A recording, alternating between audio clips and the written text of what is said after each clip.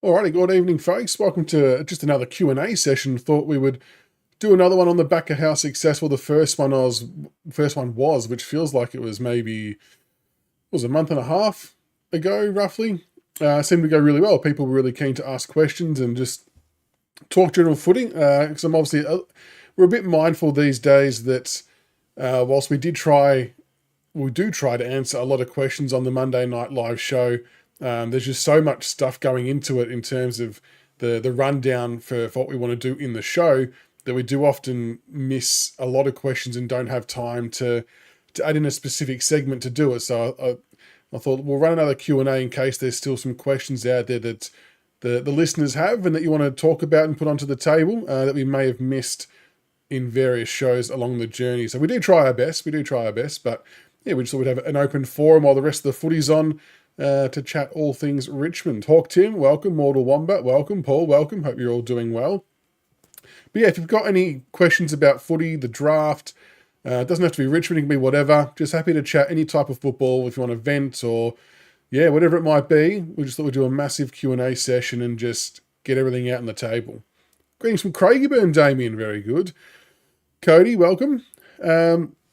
Funny you mentioned Flanders because I've actually got a poll ready to go. I'm going to let it roll straight away, Cody.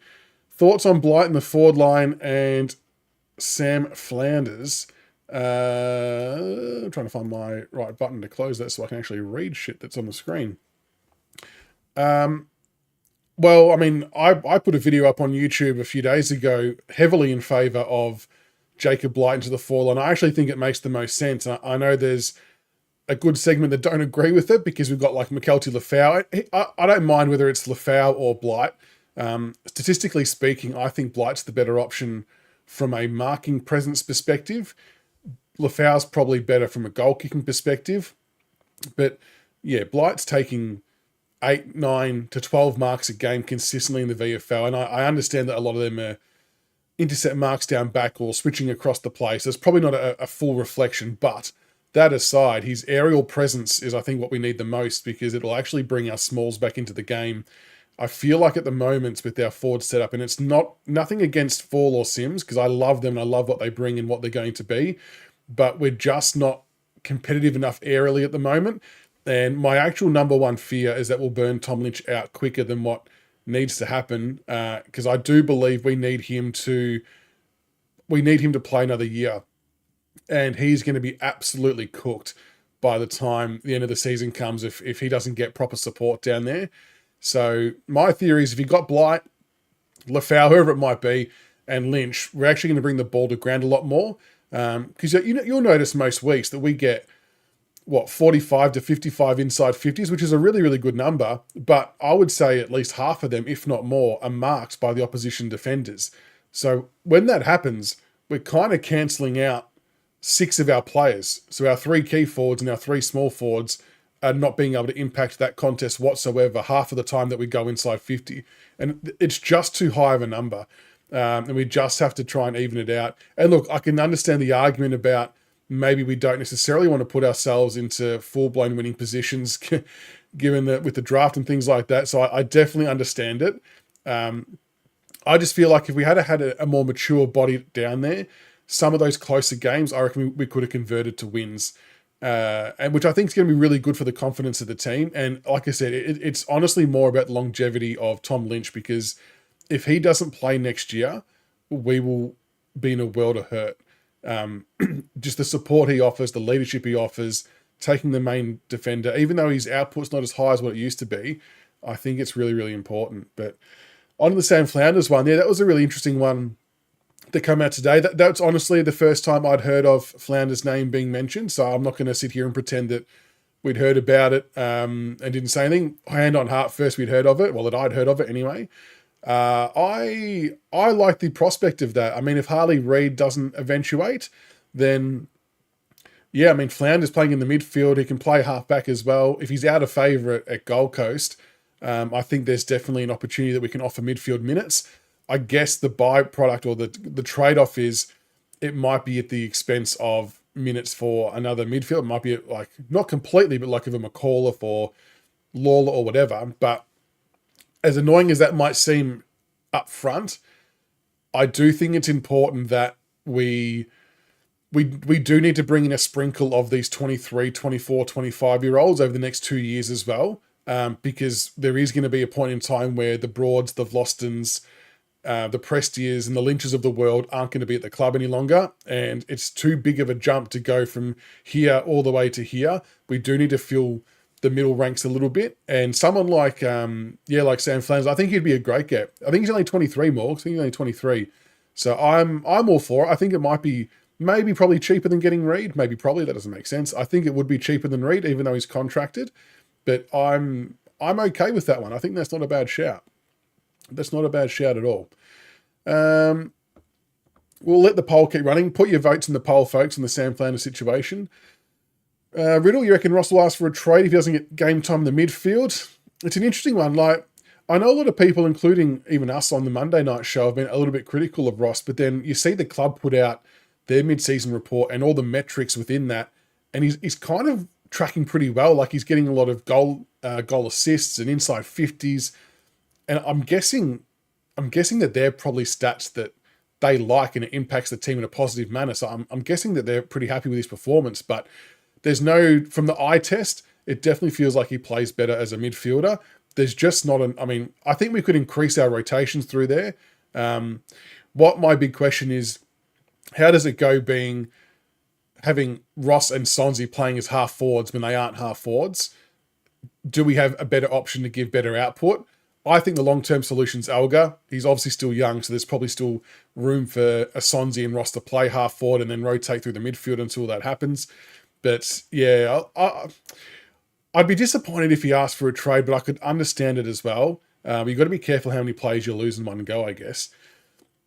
How did Juddy Clark tear the ACL? Very innocuous, Leo. It was pretty much just shifting in a tackle. Well, he got tackled or he was tackling, one of the two. Not much in it at all. And yeah, the poor kid was shattered.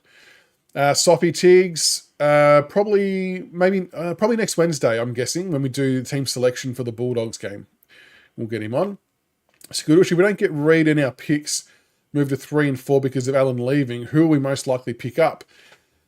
I don't know, because I was saying this earlier, but the draftees so far haven't wowed me. Like, I'm not sitting here going, holy shit, we must take whoever. Like, there's just not that type of player compared to last year. We were talking about an interesting hypothetical before, me and one of my mates, and he put forward that if we finish last and we end up with the number 1 pick, could we then look to trade that to Essendon for their first 2 picks? So that might be picks 8 and 9 or 8 and 10 or whatever it might be. So give them the number 1 pick, and then we end up with 3 picks inside the top 12. So we end up essentially taking 11 draftees in 2 years, which is phenomenal. And on the back of there not being that wow type of player in this draft, I would actually be okay with that. Let them go and get their Duff Tyler, whoever they want to get at pick number 1. And then by the time our 3 picks roll around, there's still going to be your Josh Lindsay's, your Fred Rodriguez, maybe even a Dyson Sharp could slip that low. So you're still going to get some quality players, but there's just no one that's like head and shoulders above the rest.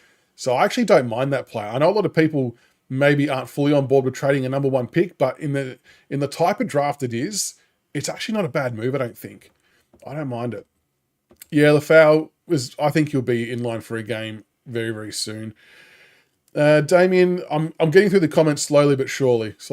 With Miller coming along nicely, we have Blight and Gibkus and Young and Cozzy. Grain defence. Should we trade Noah Balter? Absolutely not. We signed him for 7 years. Balter adds a tremendous amount of confidence to our defenders, especially Miller, and allows him to play a really, really good game. Under no circumstance would I trade Noah Balter. I keep reading stuff about North Melbourne, but I think that's all just fanciful stuff, to be honest. Gray, yeah, I know, feel bad for Gray because he's been playing some good footy as well. Hayden, ungettable, Kaltumi said, yeah, and Riley Beveridge said we could target Jai Clark from Geelong. I don't mind that. Again, as a relatively high-end pick who's maybe not getting the opportunities he wants at the Cats. Someone who could probably get on the cheaper side, and again, feels a need in the age gap that we're probably going to be lacking in. But once again, the trade-off is that it probably means it's taking minutes away from another kid in the midfield. But yeah, I think we need to manage that that age gap. The other interesting suggestion was that when they put up Sam Frost. Sam Frost for me is a categoric no, because we have 8 key defenders already on our list. We do not need a 9th.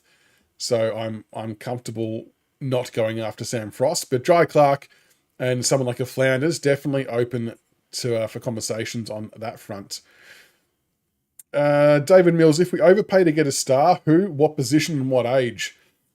I mean, if I was making like a priority list, I would have Harley. I would actually have Zach Butters first. But I do think that Zach Butters would be the hardest one to sell the vision to him to pick us as the club, just because he's a few years older. I know he's not significantly older, but he's like a superstar who's a little bit older, who's going to want to go to a team that's in the now, is how I would take it. So yeah, he would be my first preference, but I also think he's the least likely. Harley Reed would be my second preference because he fits the age profile better. Obviously, look, I know his form this year's not been great, but we all know what he's going to be like in an environment that he's happy and comfortable in. And I think he would make our midfield profoundly better and would fast track us, as would Butters. As for a third player, I'm not sure who I would have third. They would be my top 2 targets, though, as midfielders. Like I said, the Butters one I feel like is almost certainly a no. But who else would everyone else want to target? Well, Flanders. Flanders would be third. If you can't get Reed or Butters, you get Flanders. You do what you can to get him over the line. Sam Grew looks good. See, he does look good, Sophie, in the highlights videos. What was super disappointing is in the Champs game against South Australia the other day, for whatever reason, Vic Metro played him off half back and he kicked it maybe 3 times. I didn't really see him kick the ball a hell of a lot, so he didn't really get a chance to showcase what he's all about. And I really think that coaching move did not give him the chance to shine and show his true talents. But yeah, his coach league games, he looks really good. He'll definitely be a player of interest for us because of the speed he has, which I think is a need for us at a stoppage. But again, even if we end up with pick 1 and we trade it to Essendon, there's a good chance Gruel could still be there by our North Melbourne pick as well. So I wouldn't let that be a deterrent for not trading pick 1 if we were to get it, if that makes sense. Dry Clark's a ball butcher. No thanks. Yeah, well, if there's no one else who wants to come up, like we need to find players in that age bracket though, don't we? And you're not going to find the elite ball users because they're all going to be playing in the seniors at their club that they're at, I'm guessing. But yeah, it's an interesting one to try and pick the eyes out of other teams and see what you can shake loose. Is there any other players in that 23, 24, 25 age bracket that we should target? Grocko, mate, Sam Frost will not be a Tiger in 2026. No, I wouldn't have thought so. He would be on the absolute lowest end of our priorities given the amount of key defenders that we have. It just it would not make sense. Cleaner for Sam Darcy might be a decent trade. I actually made a bet on Sam Darcy 2 hours ago in our Supercoach Draft League. We only bet like a 12-pack of cinnamon donuts, but I have claimed that Ben Miller will keep Sam Darcy goalless next week. There you go. How's that for an outrageous bet? Does anyone agree with that at all?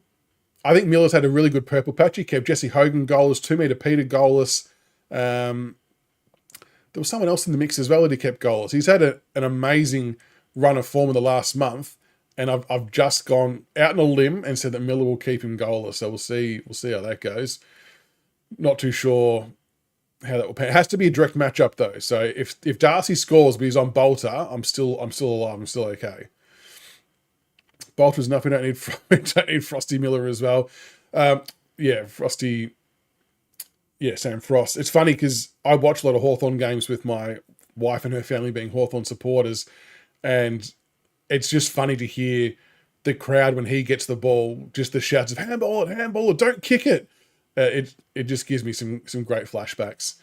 Cam Hicks said we had our eye on a Hawthorn midfielder that can't get a game, but is a ball magnet. Oh, did you say the player was? When did he post that? I might have to message him. I'm trying to think of who is not getting a game. So even though I just said I watch Hawks games, I don't watch the VFL games, so I'm not too sure. I'll have to find out who that is. Jack, if we keep our picks, we need 2 outside players, preferably Lindsay, Dersma or Grill. Dersma's sort of had a bit of a bit of an off few weeks as well, hasn't he? He's not really shot the lights out. And Lindsay, I think, will definitely be on the table, well, with our first 2 picks. But that's why if we trade for the Essendon pick, if we get pick number 1 and get their 2 picks, I still think he'll be there by then as well. Because I'm just not sure if we should be using, hypothetically, pick 1 and 3 or 2 and 3 or 2 and 4, 1 and 4, whatever it is, on a halfback. Uses the ball well, but yeah, I don't know. That's what I mean by it's just not shooting the lights out this draft, is it? But it's an option. It's an option. Mortal Wombats. If Reed, Butters or Rao don't make it to us this year, who should we go for? If we can't get any of those players from a trade this year, I think you just go to the draft. I don't think there's anyone else out there that you could try and target to manufacture something from. I think you would go to the draft this year and then wait for free agency next year. And I don't know who's available then. But yeah, if you can't get one of those 3, you probably just go straight to the draft. Jack wouldn't mind a backup ruck to support Nank. Ned Moyle. Yeah, Ned Moyle's a good one. I've said his name a few times. And that's the thing. Like, I know that Duff Tytler is an attractive prospect in a lot of ways. He hasn't personally wowed me in the champs, to be honest. But with rucks, the reality is that there's going to be so many backup rucks like what Nank was for Sydney, and we can just pluck them from another team in any given year, essentially via a trade. I don't doubt that we can pull a ruckman in any year we want from someone's backup list to come and play number 1 ruck when the timing is required, while we wait for Sims's body to fill out. So that's probably the path I would go down personally with the ruckman. But yeah, Moyle would be one of the names you would pitch to, I think. So I don't mind him. Ray, we need to trade for a late 2nd or 3rd rounder so we can match a bid for Callaway. Agree.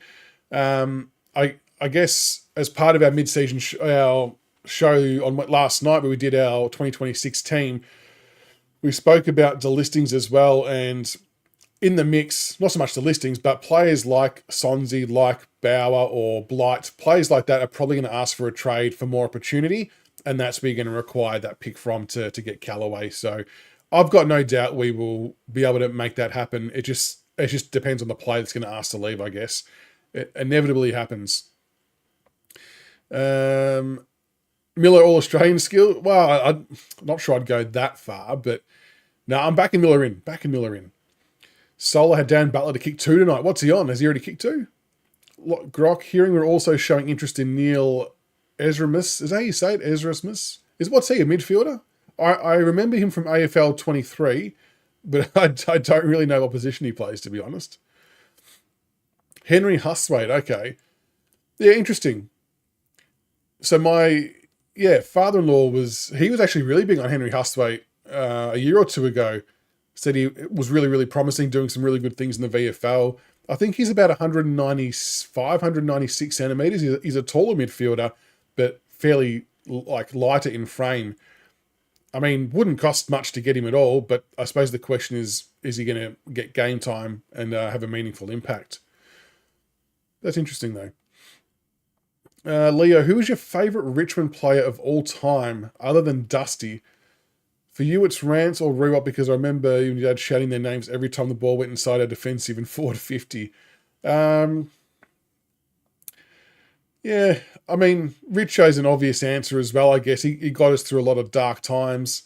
I really love Duncan Callaway. I used to wear the number 3. I think I've worn number 7 for Mark Dragosevic when he was playing at the club. Mark Coughlin, another favourite player, but probably Rich. Richo got us through a lot of really bleak times, so he was always a beacon of light for us. Well, Samuel, so he doesn't have to go goalless. He just has to not concede the goal on Ben Miller. So he can kick 3 on Balter if he wants. As long as he doesn't kick 3 on Ben Miller or 1 on Ben Miller, then I'll win the bet. Samuel should aim for Hibbins Hargreaves in the draft as a small forward. Yeah, that's a good shout. Kicked 4 goals last week in the champs. I'm pretty sure when we had Cam Hicks on earlier on the year that he flagged Hibbins Hargreaves as a real bolter and someone who could get up that draft order pretty quickly. And yeah, he's definitely one that could float around that top 10 mark. That would be, I think he'd be of good interest.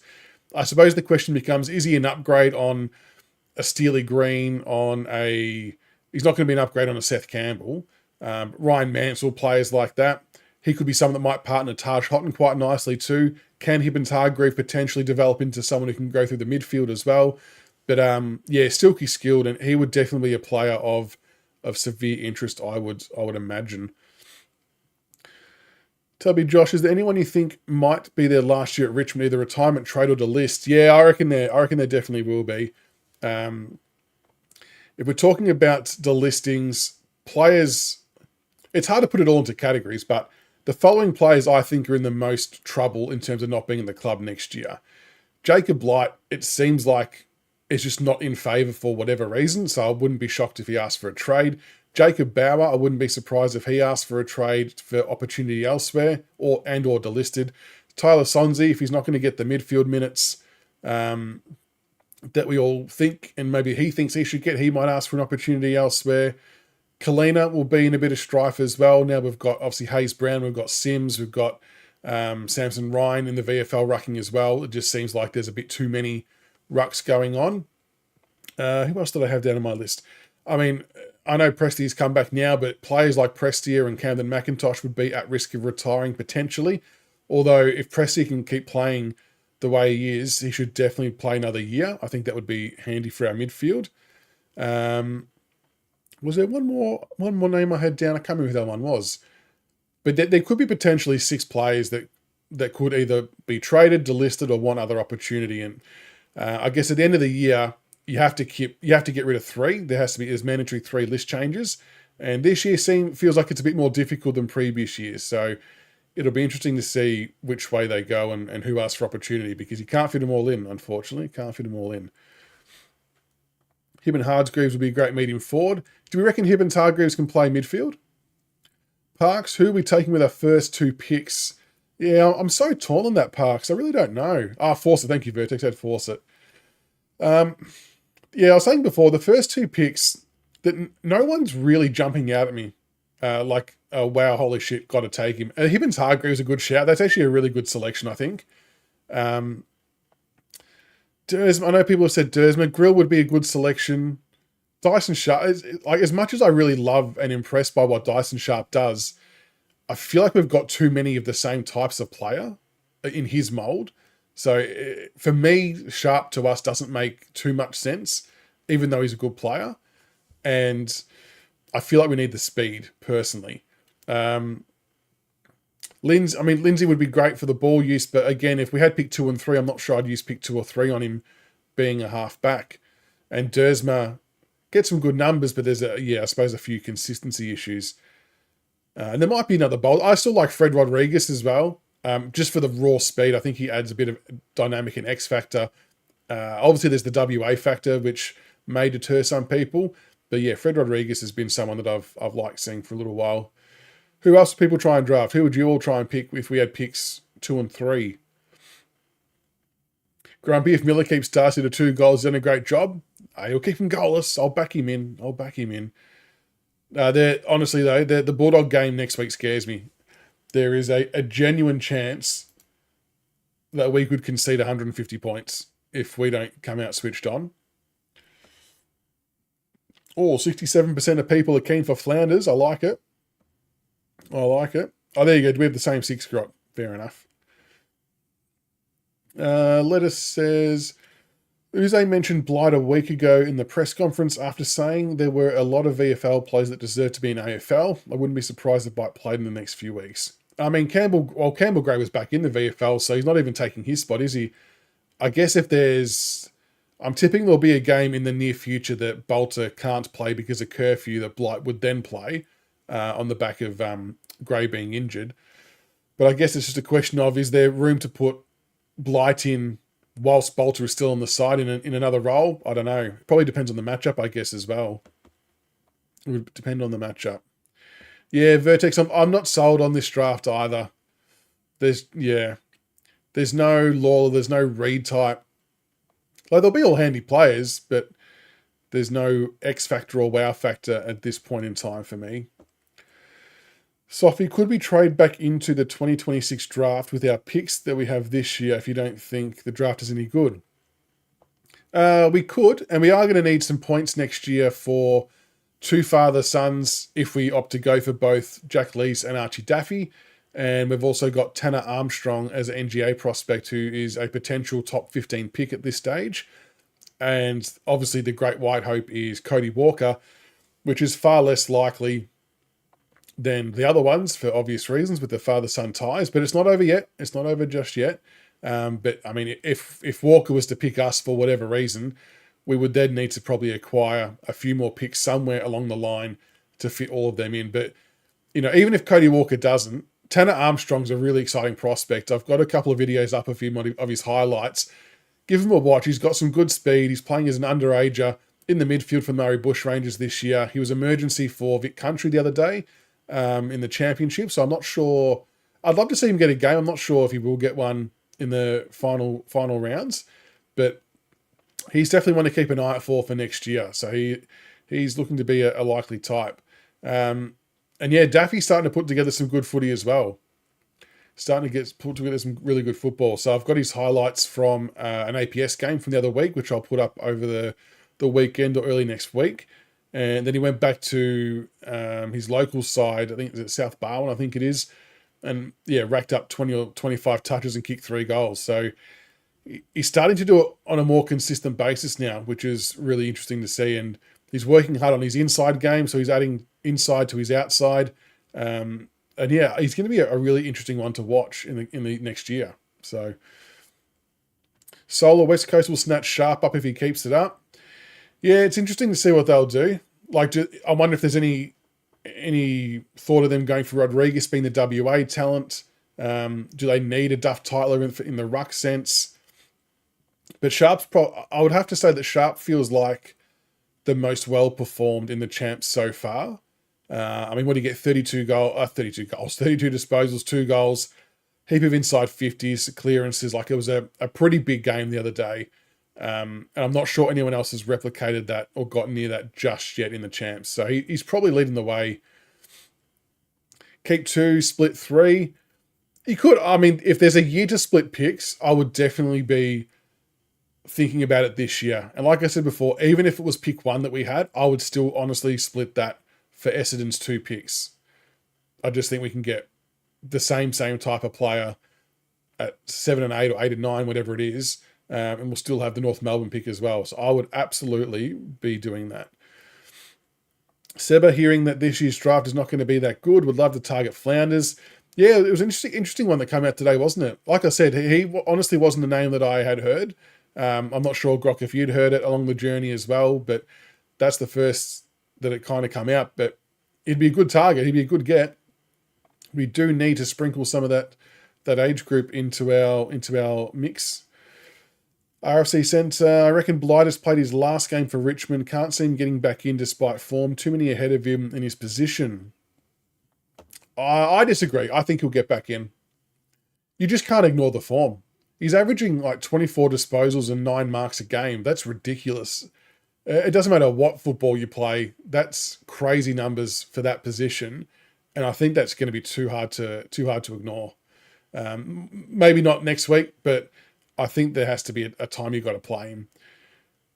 So it'd be interesting to see what we do there. Okay, so Balter will miss round 18 and 19. So I guess the unknown there then is, will Campbell-Gray be back in time? And if so, does he take the spot or is Blight still play? Yeah, that'll be what they've got to juggle, I suppose. Bit of love for Ezrasmus. I'm going to butcher that name, something fierce, if he comes across. I'm not enjoying that already. John Flores, you'd prefer Butters than Reed? I think most people would agree with that, John. I think if you had well, here we go. We'll do it as a poll. You've prompted a poll there. We're going to go Butters or Reed. So, if it was a schoolyard pick, oh fuck, I can't even spell Reed.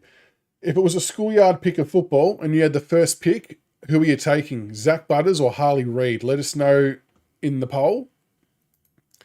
I tend to agree, John. If I was able to pick from the two, I would probably take Butters. I think what he would add to our side right now would be tremendous. I just don't think that he would pick us as a club, to be honest. which would be disappointing, but he would be massive. He is exactly the player that we would need. I couldn't see it happening as much as I would love it. Nuclear Days. In 12 months' time, if the team's playing like they are now, will pressure come on Uze? It probably depends on who you ask, Nuclear Days. Personally, it depends on, like, if they're playing exactly the same or worse, I think there will be pressure. I don't think there'll be enough pressure to warrant getting rid of him. I think there will just be greater expectation on the following year. But if there's just, like, all there needs to be is honestly just small incremental improvement. So let's say hypothetically we finish the year on, let's say 4 wins or 5 wins. You'd want to be getting at least 6 or 7 the following year and being a lot more competitive in games. The one thing we need to consider, and I'm not at all trying to foresight excuses, but second year blues, for whatever reason, are a real thing in AFL football. We see it all the time.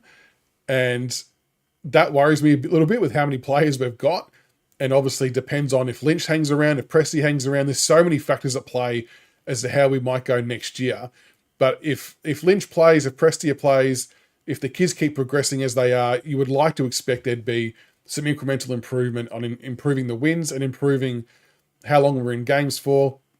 You'd also be expecting to see the next layer of the game plan. So obviously year one, I'm calling this year one. I don't count last year. Well, whether people like that or not, I don't count last year because of a whole range of reasons. But we've got layer one this year that we're seeing on display week in, week out. They'll add to that next year, teach them something a bit different, and they'll sort of mesh that together. So you'd want to see some game plan tweaks and adjustments as well, and different modes of gameplay during games. But pressure will inevitably come at some stage. But I still think he's the right person for the job. And as Tiggs has said, though, truthfully, we won't know for another 2 or 3 years if he's the right coach or not, because you've got to wait for these kids to get to the right amount of games to see if they've got it or not. And then can we still piece it all together and make it all work? So it's we won't know for a little while, I don't think. But I like him so far. I like that he's got good relationship building with the players of all age groups. Like, he's not just favouring one, he's got a good relationship with all, which I think is important. Grock, you reckon West Coast will take Sharp and CDT? Yeah, possibly. It'll be interesting to see, which way they go. Tubby, will the club pick up Louis Callaway? Haven't heard much about the club being interested in him. Louis's been at the club a few times, so he's done a lot of stuff there over the journey. I'm not sure what age they start at. I'm going to guess 15s or 16s. So, look, I don't know categorically. I don't think anyone's publicly said that we're taking him or he's going to nominate us or whatever it might be. But I would hazard a strong guess that we're going to be doing everything we can to take him because he's showing some really good signs. On Louis Callaway, I honestly think that a few people are super harsh on his disposal, like super harsh. I remember posting a video where he had 25 touches and missed 1 target, and I'm seeing comments that his disposal's no good, that he can't hit targets. Like, what do you mean? He's hit all his targets by foot. He missed a handball. I think people are sometimes a little bit excessively critical of young kids' talent and their foot skills, because everyone misses targets. Even Dusty missed targets. But look, Callaway's first game and maybe second game of the year wasn't flash, but he's been on an upward trend since then for sure.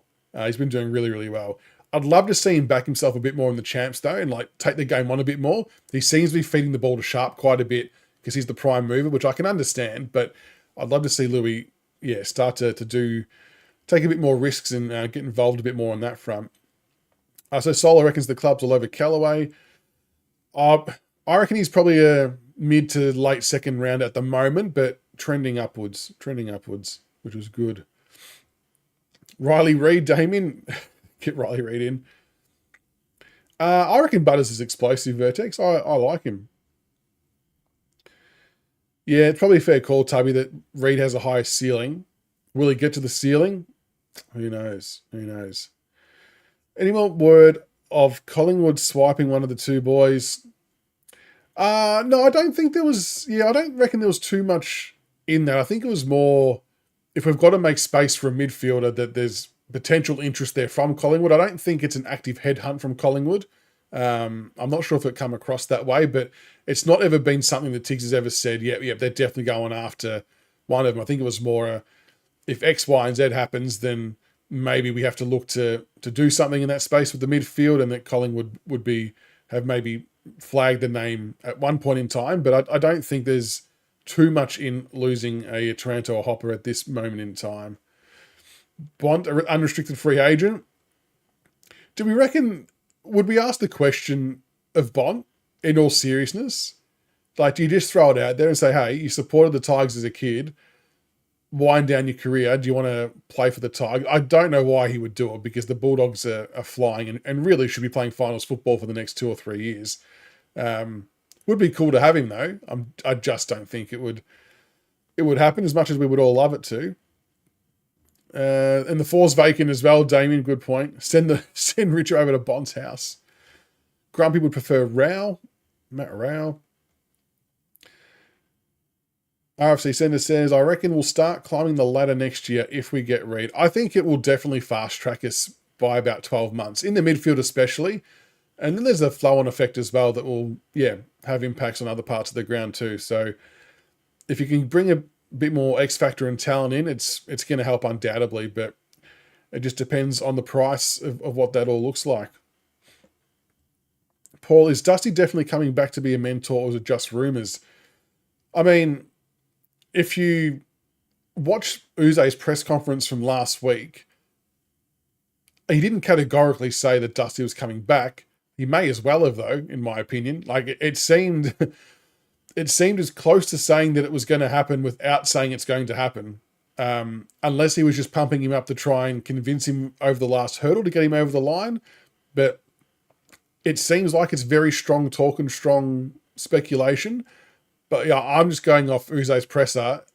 That was as close to saying that it was happening without saying it was happening, I felt. But people may have interpreted it differently, I suppose, as well. Maybe I'm also hopeful. Because if I think about it, that if Dusty was to come back to the club in a mentor, leadership, whatever you want to call it, that is such a big draw card for future prospects of the club. You think about if you're talking to a Harley Reed, and make no mistake, Dusty and Harley Reed have spoken about football and at Richmond. I've got no doubt in my mind. I've been told a few times that Dusty has had chats with him about us way back when. Not so much in recent times, but that is a big draw card. To be mentored by one of the greatest in the modern era has to play a part in some form of decision making, you would think. Would it be enough to get Reed across over Essendon? Maybe it makes the difference. But you'd love to have him back, wouldn't you? Just to have that aura, dare I say, of Dusty around the young Cubs. I think Uze already had mentioned that when he was in the rooms for the Camden McIntosh 200 game, I think it was, that how much the young guys really wanted to speak to Dusty and just pick his brains, and they were having like the time of their life chatting to him. It's invaluable. Like, it's huge.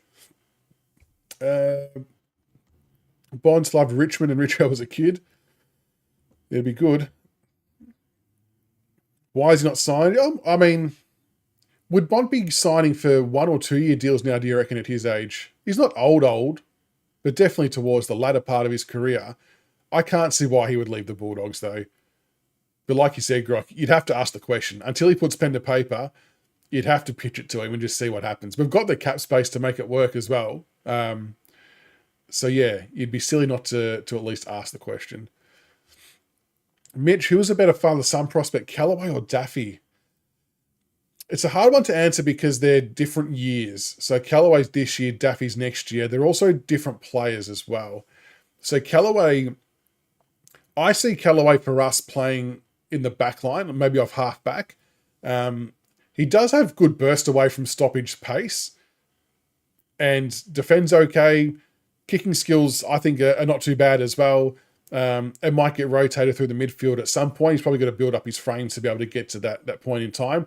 But like for Sturt this year in his under 18 year, and for South Australia in the champs, he's pretty much been playing as a midfielder the whole time. He can do it inside and out. Like, he doesn't mind finding the ball, getting clearances, but he can do work on the outside too. I'd like to see him take a few more contested marks. I know that seems a very niche topic to want him to do better at, but it's probably the one part of the game I've not seen him do much of. I've seen him take a lot of marks, but he's very good at working back into space and being an outlet option for his teammate, which is still great. I'd love to see him take some of those physical pack marks just to kind of round out the game a little bit. Whereas Daffy has been playing a bit more as a small forward and high half forward recently. Having said that, though, the last footage I saw of his APS game, he was actually up around a lot more stoppages. So he's been doing a lot more work on his inside and contested game, and there's definitely been some positive comments from other coaches and other people in the footy industry about how well he's looked doing the contested ball winning game. Archie is a very, very competitive person as well. Like he tackles and chases and hunts really, really well. And yeah, his tackling is pretty good. He's pretty ferocious, to be honest. Maybe even sometimes goes too far because he's overzealous with it, but he's got good speed, loves to kick. Whereas Louis Callaway, his ratio might be pretty even with kicks to handballs. Doesn't mind feeding out a handball to a player running past. Archie, I would say, kicks 90% and handballs 10%, but his kicking's improved quite a lot. He's hitting a lot of targets, has a good goal sense. I'm really excited to see what he does next year, to be honest, in his proper age year. I think it's going to be very, very interesting. Genuinely good prospect. And I'm hoping that, and I've reached out to Nick about this, that I'm hoping to get both Nick Daffy and Archie Daffy on for a chat after the APS stuff's finished. So I want him to concentrate on his school footy and make sure he's obviously doing well at that. And then in 4 or 5 weeks, I'm going to try and get Archie and Nick on for a chat to see how they're both going and how Archie's football's going, so we can hopefully fire some questions away then, which will be good. Vert, if the Bont doesn't sign within 8 weeks, would he leave? I think it would take a bit for Bont to leave, to be honest. But clubs will 100% ask the question, most definitely. Solar, do you think there could be more Harley Reed updates next week, considering they have a bye? Look, I think we're going to see a lot of Harley Reed stuff in the papers. Unfortunately for West Coast, whether they like it or not, this is no different to the Dusty stuff. Whenever Dusty was out of contract, we all know from experience, he was in the headlines every second week about what he was doing, and Reed's going to be the exact same. What I will say, though, is don't get too caught up in what some of the articles have been saying recently. So I'll take Tom Morris and Jack Nile, for example. Both wrote articles the last couple of days. Nile essentially rewrote what Tom Morris wrote, but in his own words, which was weird. It's and they always open up by saying that there's strong indication, or they believe that he'll stay at West Coast and that they're looking at staying now. But then 2 paragraphs later, but that staying is not a decisive decision. There's still a chance he could go somewhere else and ask for a trade. So it's still a 50-50 hedging your bets article that Morris and Nile have both written, but yet they'll lead with one part to try and, I don't know, make it seem like he's staying, but it's not really categoric. And it's the same, like, we've hedged bets as well a little bit. Like, we've had a lot of mail from a lot of different people that he's strongly, strongly interested in Richmond, and people have heard other counter stuff as well. So yeah, if you see tweets or snips of articles with headlines about Harley Reed, I would just encourage reading the entire article to get the actual context, because quite often they'll go back on the original word and still say there's a chance he still might leave.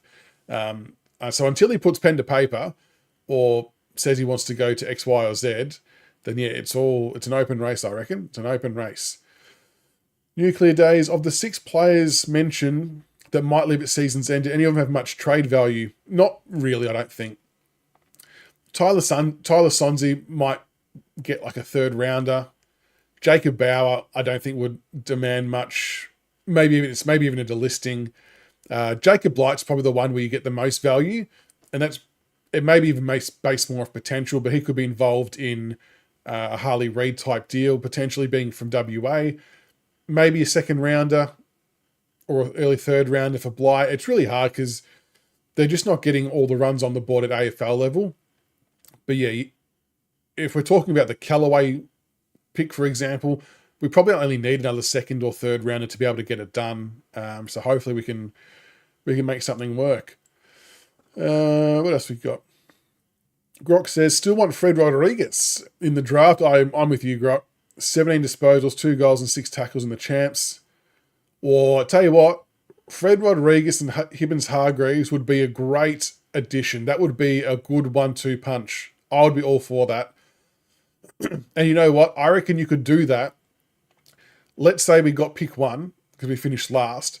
I think we could still get a Rodriguez and Hibbins Hargreaves by trading pick 1 to Essendon and getting their 2 picks. We'd still be able to execute that while having a 3rd pick in the top 10. I reckon we could do that. If we do that, and we've had 10 first-round draft picks in 2 years, then we must build a statue of Blair Hartley immediately. Yeah, I'm all for the Hibbins Hargrave. Lettuce, a Tigers fan called, pardon me, SEN, asking if we should give 2 first picks for Reed. Commentator said no, too high. I think goes Geelong could go after Reed, get picks from trading 2 players. Oh, look, I personally don't see how Geelong could execute that this year. If Reed wants to go to Geelong, I really do think that it has to be a next year thing for them. So if Reed stays at West Coast next year, then I think that brings Geelong right into the mix. If Reed wants to leave this year, I just don't think they've got the currency to do it to please West Coast.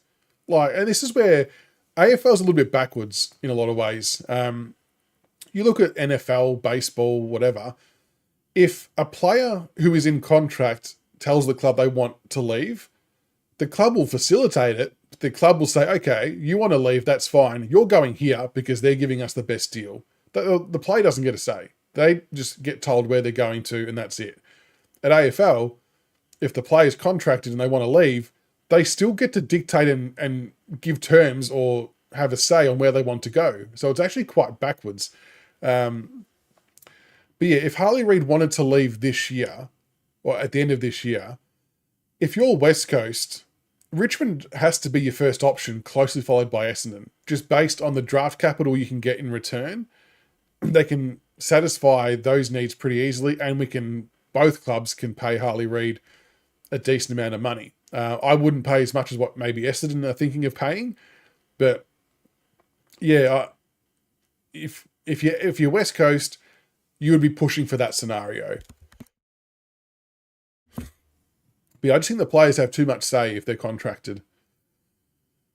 Yeah, the Dogs smashed the Saints, didn't they? That is an absolute shellacking. 72 points. God damn. It's a massive one. Tom Muppet. Mr. Bad, what changes do you foresee in the back line when Gibkus returns? Oh, I would like to see Brown play a little more of an attacking role, given his kicking is elite. Definitely agree on Brown being a bit more attacking. I think it'd be great to have him and Sam Banks being equally as attacking. Give yourself options. You're not kind of relying on one ball user, because I 100% agree that Tom Brown's got an amazing kicking kicking style, kicking penetration and depth that can help clear zones. What happens when Gibkus returns? I still think that he will play forward. And I know that there's a lot of people that probably don't agree, but my rationale behind it is Balter and Miller are your back two pairing.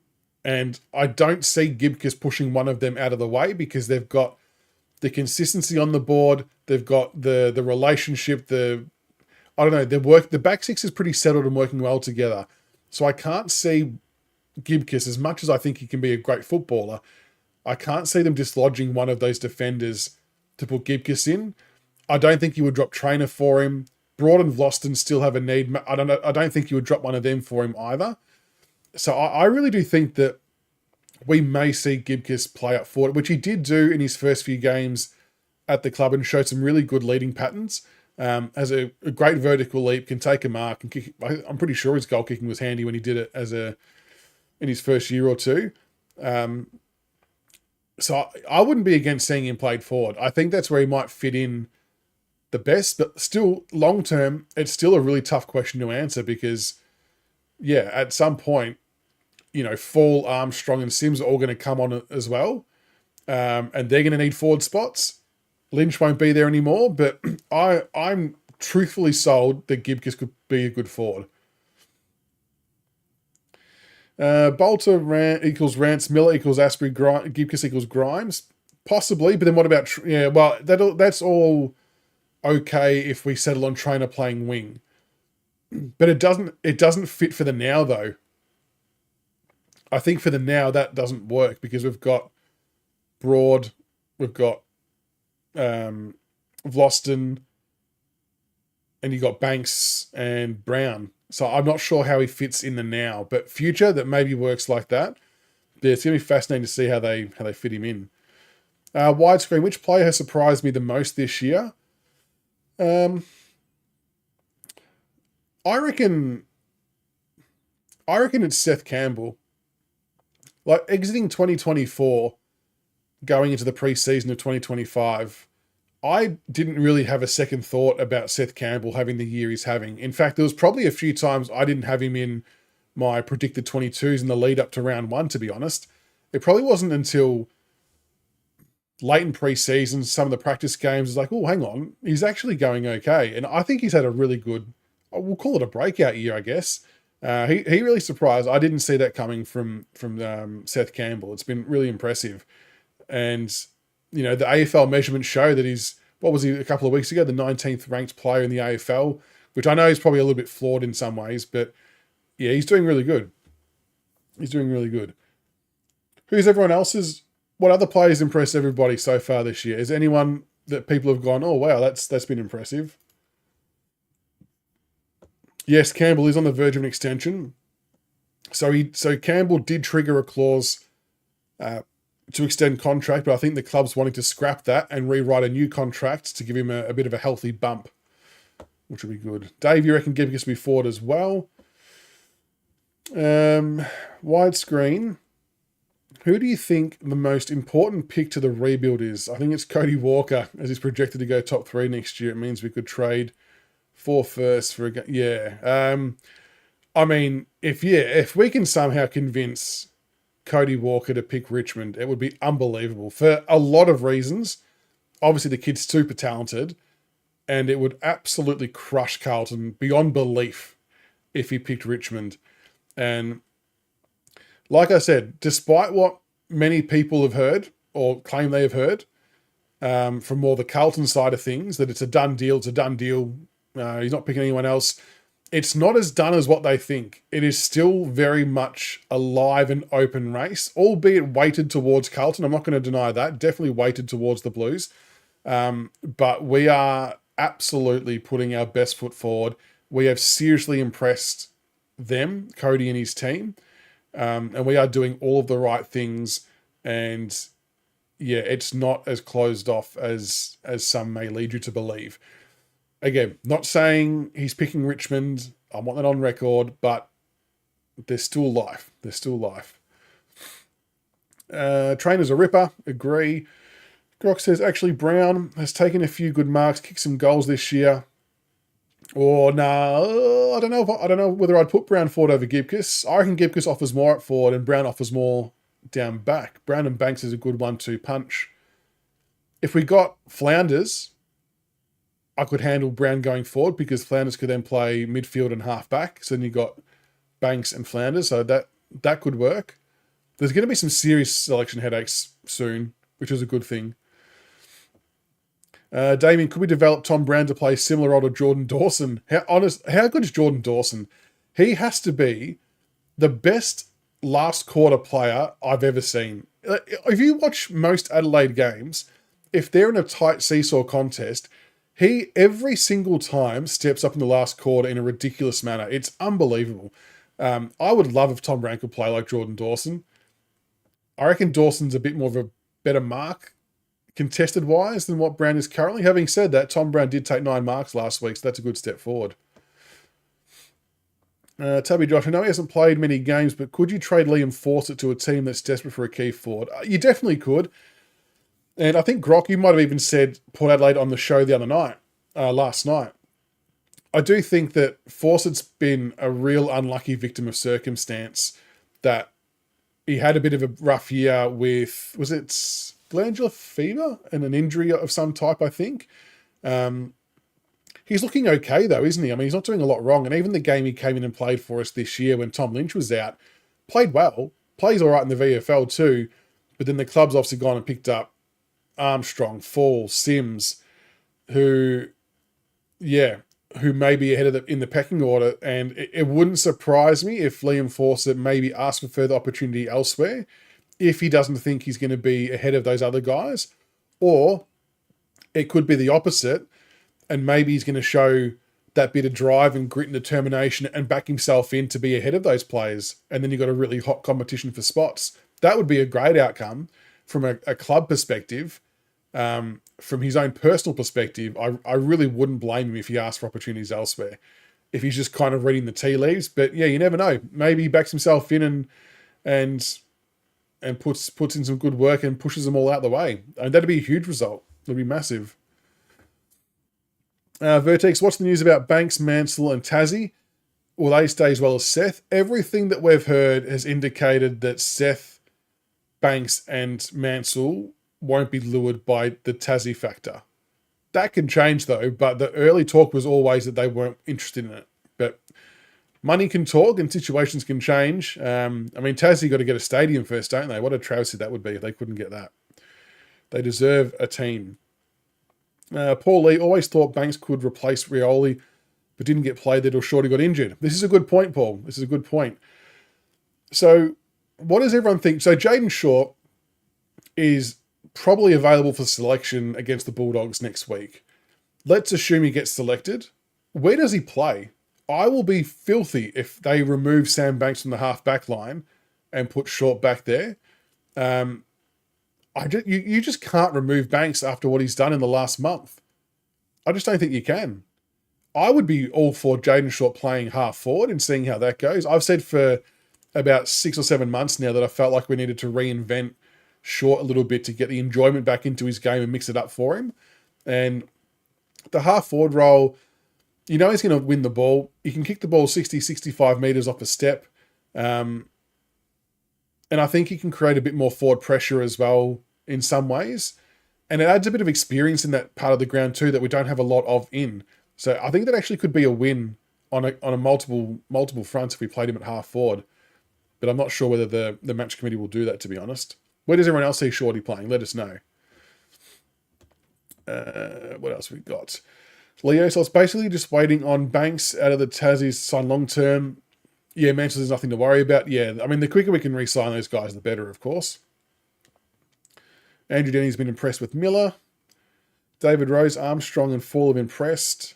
Ballistic, Archie Daffy looks really good. Yeah, he's 2026 Ballistic, and I agree. He's looking very, very nice. He's adding, I was saying just before, he's adding some new strings to his bow by developing his inside game as well as his outside game, which is already pretty good. Good goal sense, good speed, ferocious tackler. I think he's tracking in some good areas, little Archie. Grock will say, Jonty surprised me, but let's be real, you knew he'd be a Jet. Gee, subtle brag there, Grock, subtle brag. I like it. Damien can't trade Fawcett after only 1 year.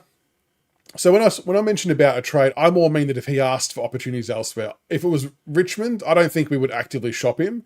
But I was more thinking and speaking from the point of view that if Fawcett didn't believe that he was going to get in ahead of Armstrong, Fall, and Sims, maybe he would ask for opportunities elsewhere. But yeah, I don't think that we would actively shop him, no. I think we see something in him and we believe he can be a player. The question is just all about where does he fit into the side and how does it all work. Tat was out with the back. Yeah, that's right. Yeah, and I really liked Fawcett doing some ruck work as well. I think it's been another good part of his game. It's been interesting to watch. Nuclear Days, is it worth considering trading one of the regulars if we get a good deal to fix a weakness? Trade Short. I mean, Tiggs had Short on his trade list. What would you realistically get though? Yeah, Danny, hope you're doing well. I mean, hypothetically speaking, if Jaden Short was to be on the trade table, what do people think would be a realistic and fair offer to expect for him? It's an interesting one. Short will play forward and roam up to the centre. David, I hope you're on the money there, David, because I actually think that would suit him really well, playing forward and roaming up. I really do think that as a team, we would benefit from that. As you all know, one of my big gripes for quite a while now is when we mark the ball or get a free kick 75, 85 metres out from goal, that we hold it too long and don't get it in long enough to our one-on-ones. I really do think that Jaden Shaw getting the ball 75 metres out, getting in quickly, kicking at 65 is a dangerous prospect for opposition defenders, and I really think that will get us some more marks or free kicks inside 50. I think that would be a beneficial move for us as a club. And like I said, our half-forward line, or the forward line in general, is very, very inexperienced. So to have Short down there adding some experience along with Lynch, I think is a good thing. I think that will help settle things a little bit, as long as we get another mature big body down there to help bring the ball to ground. Sam Banks has been revelation. Can't move him now. Agree, Billy. You can't move him, can you? I mean, can you imagine the uproar from supporters if Banks is moved from half back? I know it will mean nothing because it's not our call at the end of the day, but there will be a lot of pissed off people if Banks is moved from the back line or from half back, because he has done so well there and has made it his own. I think he's doing a great job. Thought in for Steely to give Steely a spell. Well, possibly, Matt. My only counter argument would be, from a completely selfish point of view, is Jasper Alga. And this is where it kind of comes back to, I know Jasper's extraordinarily young, but he's also had 28 scoring shots in the VFL and doing a pretty good job. He's a nice mark as well. But my thing with Jasper, the reason why I'm so strong on Jasper getting games is because we seem to try and put paper over the cracks of the half-forward role when we've got a kid who can play the half-forward role in the VFL doing good things already. Like, we're trying to find makeshift midfielders who can do bits and pieces, who don't fully understand the role and end up inadvertently getting lost on the field.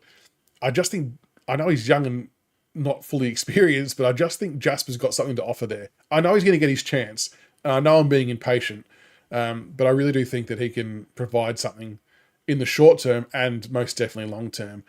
But if they don't want to go for Jasper Alga, then yes, I wouldn't mind seeing Short for Steely. That is a good point. What else have we got? Billy says wing or forward for Shorty. Yeah, I think forward, half forward, rotate up the ground. If they're not going to play Alga, put Short there. I think would be something worth trying. Tubby Josh, has Morris Jr. shown enough playing midfield in the VFL to be kept on the list? Or do you think he's unfortunately going to get the boot? I think he's definitely shown enough in the midfield to say we need to see this for an extended period of time before we make a decision.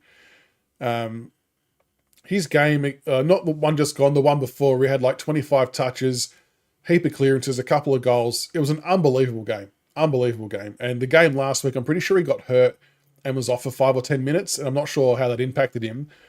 But he still come on and ended up with 17 touches and wasn't playing in the midfield full time. I think he has to be a midfielder. And I know we probably say that about a lot of players, and there's only so many midfielders you can have in your side, but I just don't see him making it as a small forward. I've always said, and I'll maintain this, he is a better player when he's up around the ball, getting his hands on it, because he builds confidence and he starts to back himself to do more things. So in the VFL, when he gets more possessions, we're seeing him starting to break lines, dance through people, break from the back line. And I really think he has to be persisted with as a midfielder. Whether or not he can then crack it into the AFL midfield, I mean, you'd want to see him put up 20 plus disposals, a heap of clearances and some tackles for 4, 5, 6 weeks straight in the VFL to say, okay, that might work. Let's try him in there. Because I really do think that if he can do it in AFL level, it would be such a big point of difference for us. If we could have a Morris Jr. of that speed running through the midfield, would be a huge positive if he can nail the role. I'm all for it. I'm absolutely all for it. Shorty, you picked to get Callaway. Well, yeah, it's a tough one. Short did definitely play in the centre a couple of years ago, Leo. You are spot on. He did okay. And yeah, he could rotate through there as well from half forward to the midfield. I'm not against that. I'm not against that at all. Grock, pass the ball to Jonty, 60 out. Watch it go through post-tie. Don't worry about 60. 80 out. Did he get another monster kick the other day as well? Danny Michaels, how's your opinion right now? Go to the draft with 2 top 5 picks or go after Reed? you're going to the draft personally. I would be the other way. From all the champs games I've watched so far, there's not really two players there that wow me, that I'm like, we must have this kid immediately. And I think I reckon my view would be different if we didn't just take 8 picks, 7 of them in the first round. Like, when you talk about rebuilds are typically done with 1 or 2 picks every year for 4 or 5 years. We've essentially done it. We've done 80% of it in 1 year, which is unprecedented. And I think that is what maybe sways my view, that I think if we brought in a Harley Reed, who's a very similar age to these guys, I think he would fast track us a bit, maybe by about 8 to 12 months. But look, if he doesn't want to come to us and we've got to take 2 picks of the draft, I would definitely still look to split the first pick. Like I was saying before, if we end up with pick 1, I would split it with Essendon and try and get their 2 picks, their 8 and 9 or whatever their pick in Melbourne picks is. So we go with 3 picks in the top 10. I would most definitely do that. Would another club trade to get MRJ? I think MRJ would definitely draw some interest, but I think I would rather him stay with us and keep developing as a midfielder. Ruck, yeah, so strong on Jasper that I know. I swear I did 2 versions and I promise you he was in one of them and I just used the wrong one, I reckon. But no, take out Jack Ross, put in Jasper Olga. That was an epic oversight, wasn't it? My gosh, that was a bad one. That was very bad. Who do you think will get delisted end of the year? I think there's 6 people in danger ballistic. Not so much fully of delistings, but of just not being at the club, whether they want to be traded or whatnot. I reckon Sonzi might want opportunity. Blight, Bauer, Kalina. There could be retirements between like Prestia and Camden McIntosh potentially. Fawcett might want opportunities elsewhere. They're probably the main ones that may have something happen to them in some capacity. But like I said, that could be a blend of trades, a blend of delistings, or wanting other opportunities, whatever it might be. Draft as a forward. Reed's proven. I feel like we have enough talent to build on now. Yeah, maybe. It's a really tough one. I can definitely see the argument from both sides, Billy. Like people who don't want to trade for Reed and want to keep drafting. I definitely get it, and I don't necessarily disagree with it. I think with the amount of picks we took last year, it's really just a personal preference at this point in time.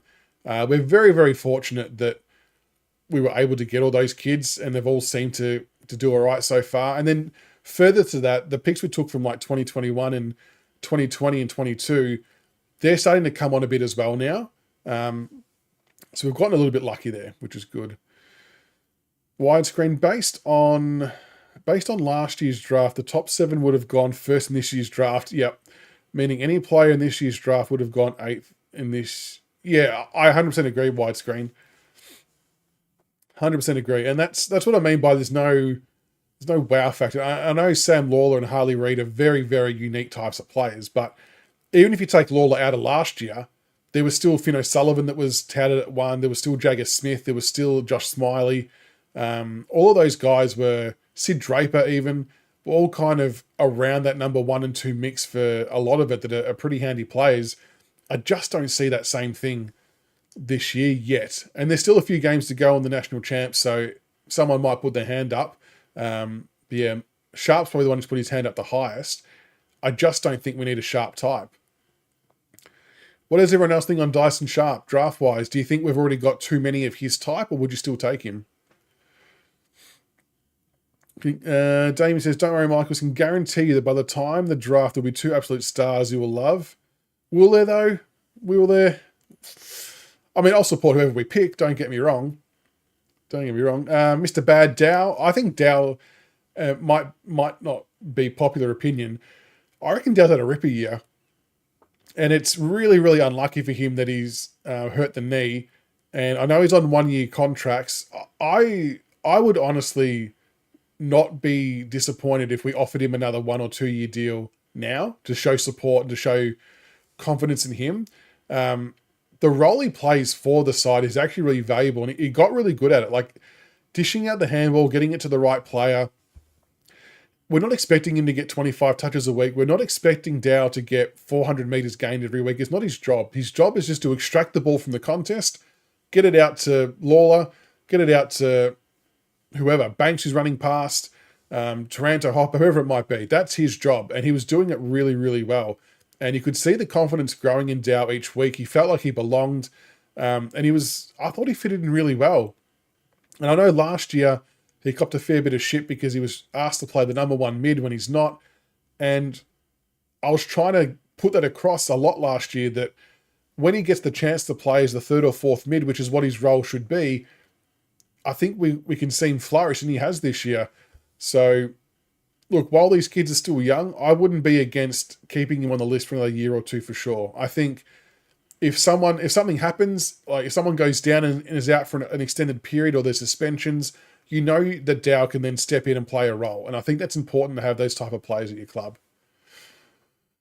Danny says, the problem I see without our small forwards there, not enough goal kickers or players with tricks and skills besides Campbell and hopefully Elgar. Jasper's definitely got some tricks.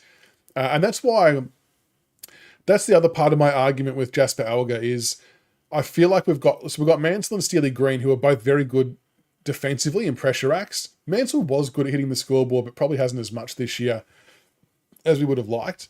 Whereas Jasper seems to have a better goal kicking sense.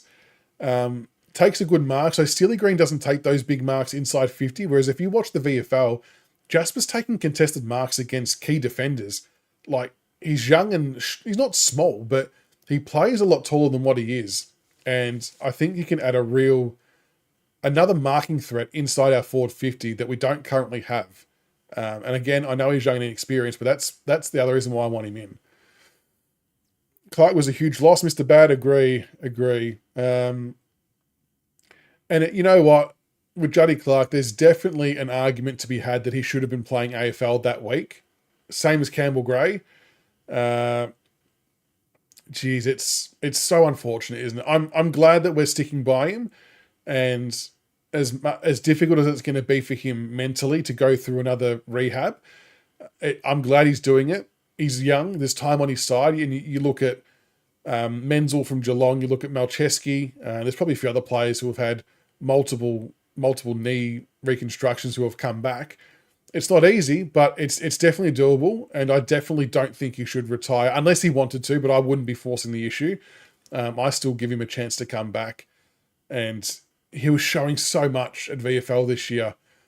Like, he had wing written all over him and was going to solve a shitload of issues for us. So it's devastating, but I'll back him in. The other thing I will say, Tubby, to your point, in regards to Houghton and Gibkus, I don't know how viable this is.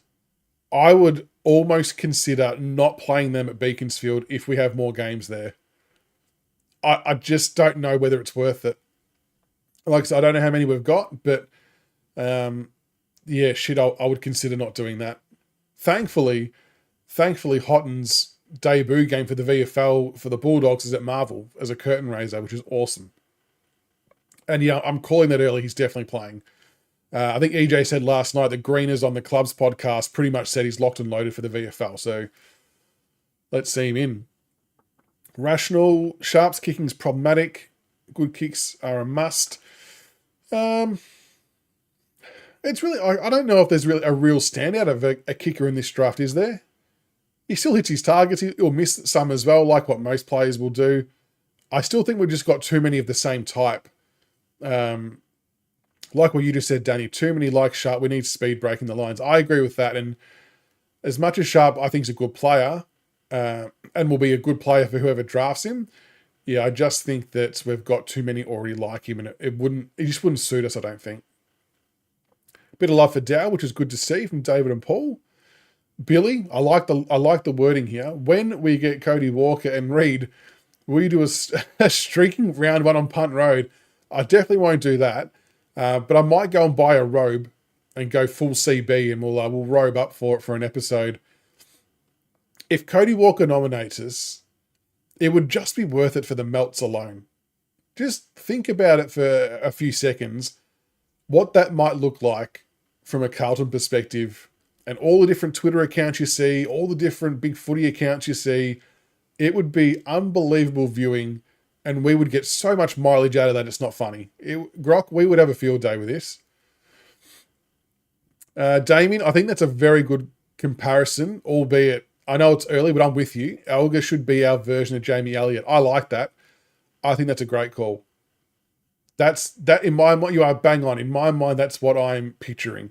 Because Elliott plays a lot taller than what he is, has good goal sense, and is a point of difference. I think that is a great call. One of the best. Matt Kay, as much as I like Ross, I'm not sure if he has much more upside along with Taranto and Hopper. I think we don't need all three of those in the same team each week. Yeah, and he's not really a small forward. That's the thing, isn't it? We're trying to makeshift a midfielder as a half forward or a small forward and hope they can adjust and adapt. But like I said, if you look at the Richmond video that came out the other day of the mid-season stats and things like that, Jack Ross really features quite heavily in a lot of prominent stats. So I actually think he's ticking a lot of boxes from a coaching perspective with score involvements and inside 50s, disposals and whatnot. I think he statistically does better on that front than maybe what we all visually see the impact on the field. And for that reason, I don't think he'll go anywhere anytime soon. Latest TT announced Houghton was playing. Yeah. So EJ said that, which was awesome. Leo, you would forfeit the Beaconsfield game. I kind of don't blame you, to be honest. Ben Williams, the only concern with Dow's, he doesn't show glimpses of much actual damage with his ball use. He's got his hands on it, but he personally hasn't seen many signs of upside. Look, my counterpoint to that, Ben, is he's not in the side to cause damage. And I think this is what the problem was last year. People were looking at Dow expecting to see prime Dusty, what felt like at times. Dow's job's not to hit a forward lace out 45 metres away. That's not what he's in the side to do. The damage that Dow actually creates, that he does do, is he gets those handballs out to the players in space who can then use the ball better than he can. So he's actually playing to his strengths for the team and extracting the footy from the contest, riding a few bumps, drawing a few players in, and then releasing another player into space. That's the damage. Don't ever expect Dow to be the one hitting up forwards on a lead. That's not what his job is. So from a damage point of view, he does it, but just maybe in a different way to what people are expecting or hoping for. But it's still super valuable, I reckon. Granted, though, there's going to be players who are going to be ahead of him when these midfielders come on, for sure. But yeah, when he gets the ball, I think he uses it as well as he's meant to, which is all you can ask for. Widescreen, Lindsay is by far the best kick in this draft. That's probably reasonably accurate. So my question then is, widescreen, is it justifiable to use pick 2 or 3 on a Lindsay who is maybe going to be a halfback? Like, is there high probability he can play midfield? That would be my thing. If we can foresee him being a midfielder with that type of kicking, go for it. But my worry is it feels like a reach if he's just going to be a halfback, if that makes sense. Oh, Damien, what a stat. 9 out of our last 10 VFL games do not clash with AFL games. Thank God for that. How annoying was that, honestly? Nank is 30. How many years left for Nank the Tank nuclear days? It's a tough one because, like, he's out there every week getting bashed, getting smashed into. He's smashing other people for us. Realistically, it'd be nice to get him for another 2 or 3 years. 3 maybe feels like a stretch. If it does fall short of that, we simply just have to trade for another experienced ruckman until Sims fills out. I think Sims is going to be the next number 1 ruck for us, and I'm putting all my eggs in that basket. Hayes Brown maybe develops enough in time to take over too, who knows? And maybe we get lucky and Samson Ryan has a penny dropping moment and turns it on next year. I thought that might have been this year. I think I've been proven wrong to date. But you never know. You never know. Probably seems less likely than likely. But yeah, hopefully we can get another year or 2 out of Nank. I know RFC Centre, that I know that the Twitter community would be epic. Debut Cody Walker round 1 against the Blues. You would have to. You would have to, Grok. Undoubtedly. Sam, you're not keen on interstate players because of go home factor. I definitely get that.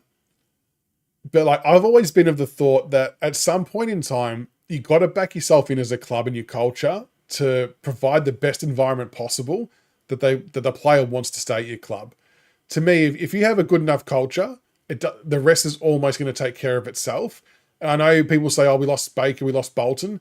We did, but you got to remember that they achieved everything they could achieve. They won 2 or 3 flags. That's a big thing. Once you've done that, you feel probably less obliged to stay at home. You think, okay, I can finish out my career back home. I've achieved the ultimate goal. Now what's the next challenge? But if that doesn't happen, I reckon you can, if you've got a good enough culture, you can keep those players at your club. But it's still a risk. It's 100% still a risk, and I don't want to take away from that. Yeah, maybe I'm inadvertently putting pressure on Jasper, but he's going to be good. He's going to be good. Widescreen. I'm on a Carlton supporters page, and trust me, how you think the melts would be with Walker nominating? That'd be 10 times funnier. I reckon I'd take a week off work just to be able to read everything. Nuclear Days. You would consider trading Hopper. Oof. Why is that? It's interesting, AFC, because I think from the outside looking in, I think a lot of people would agree with your comment that Ross has been in flatline.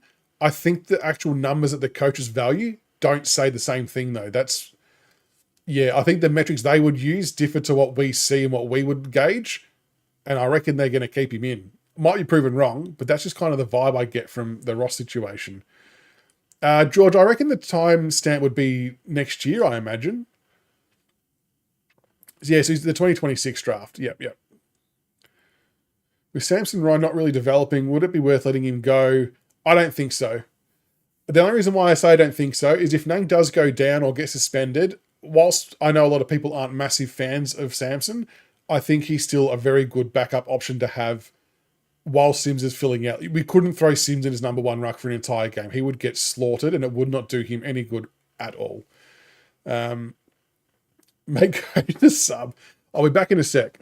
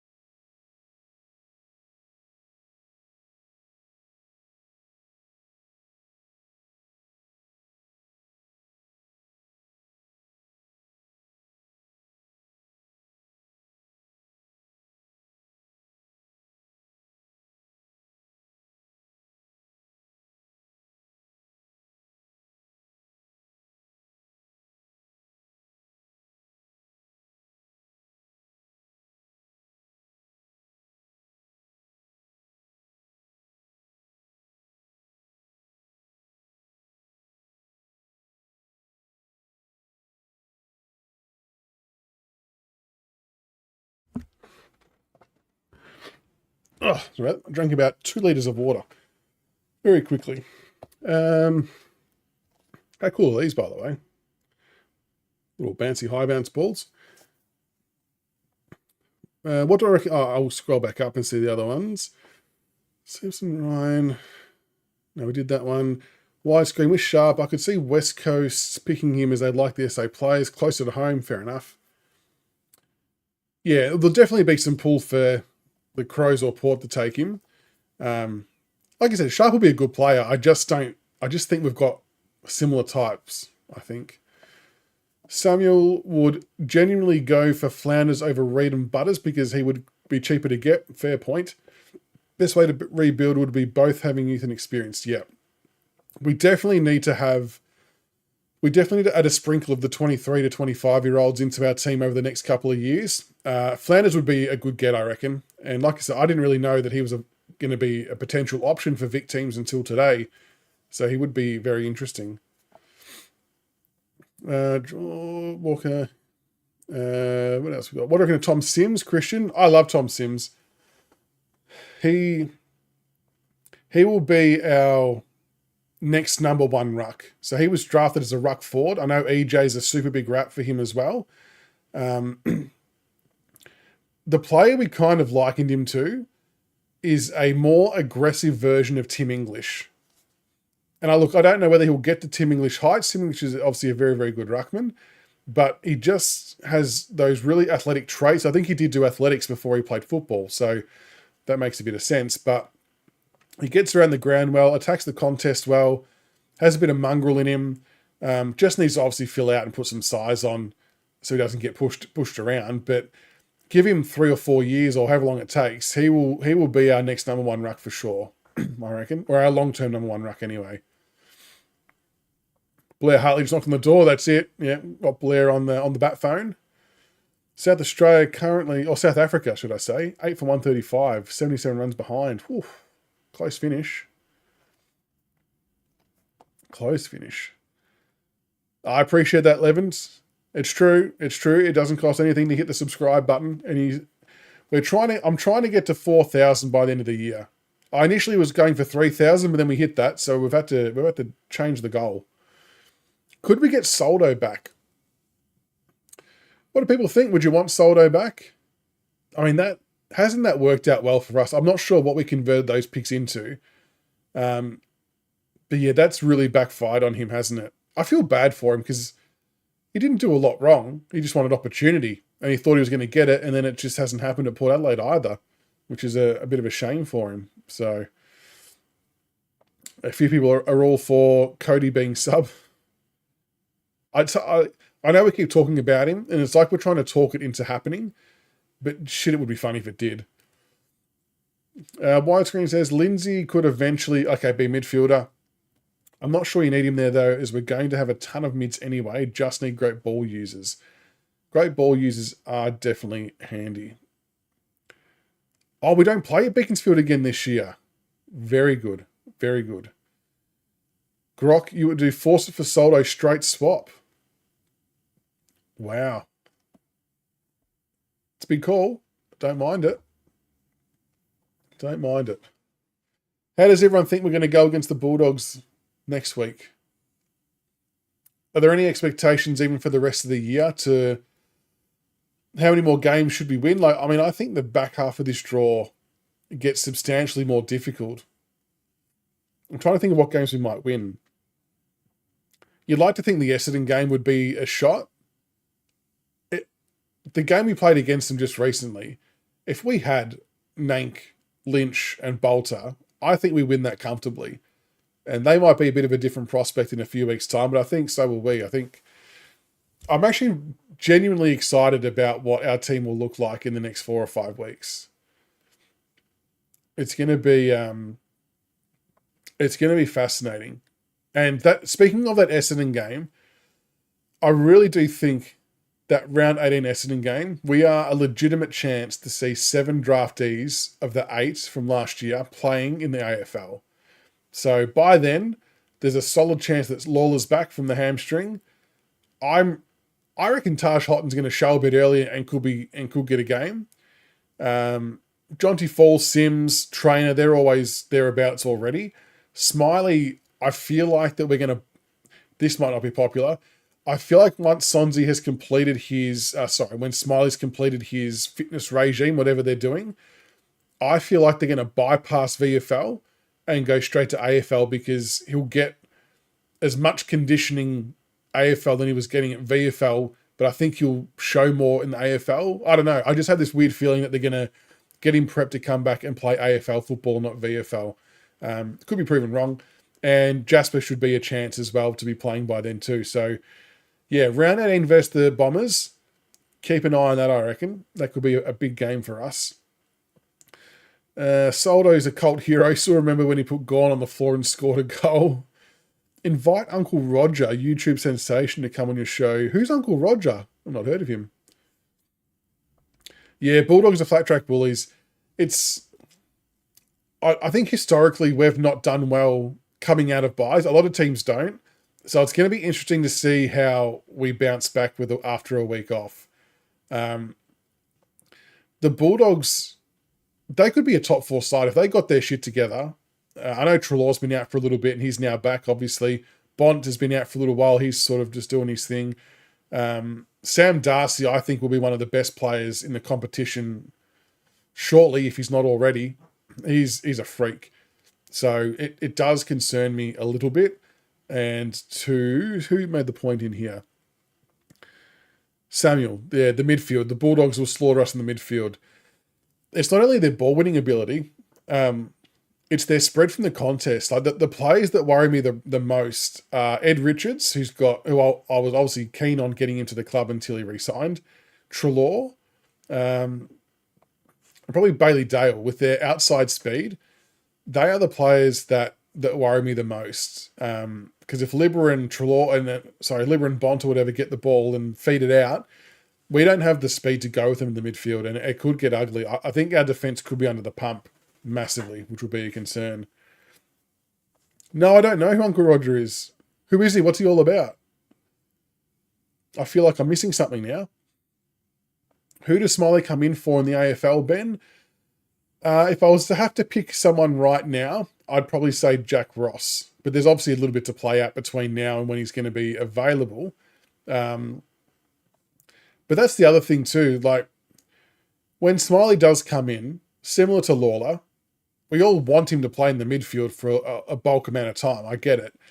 But the reality is he's not going to play a big amount of midfield minutes straight away. So where does he play when he's not playing midfield? I mean, the solution could be that Lawler and he rotate from midfield to forward, but we don't see Lawler in there a lot either, especially if Presti's playing. If Prestia, Taranto and Hopper are playing, how do we fit Lawler and Smiley into the midfield and then into a secondary position onto the ground?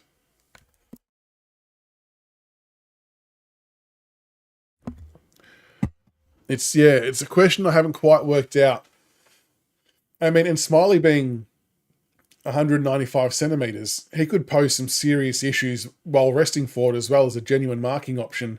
So I think he's got to play forward. I did also throw out that I wouldn't mind seeing him play halfback at stages just for his ball use.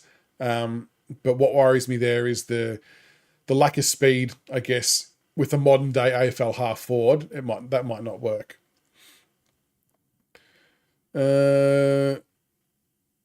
Round 20 against Collingwood, says Damien, will be the debut of Smiley and Houghton. The return of... See, I'll be pissed if it's that game. And I sort of deep down think that might be the one. I'm hoping for Essendon because the Collingwood game I won't be here to watch in person. So I'll be dirty as if I miss that. But the timeline would maybe suggest you might be closer than me, Damien, not going to lie. Nah, I don't think the Bont will leave the Dogs. I mean, I don't think he will, but again, like, he's won a flag there, I suppose. So there's still that argument that maybe he's done what he wants to achieve. I don't know why he'd want to come to us. I think if he's going to leave, surely someone like him, if he's leaving, is going to another competitor, another contender. But the Dogs should be contending anyway. So I'm not sure.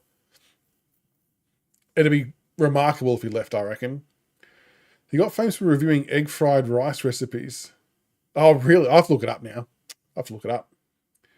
South Africa all out for 138. Coming 6 for 28. Geez, are good figures. 6 for 28. That's CB17 territory, I reckon, those figures.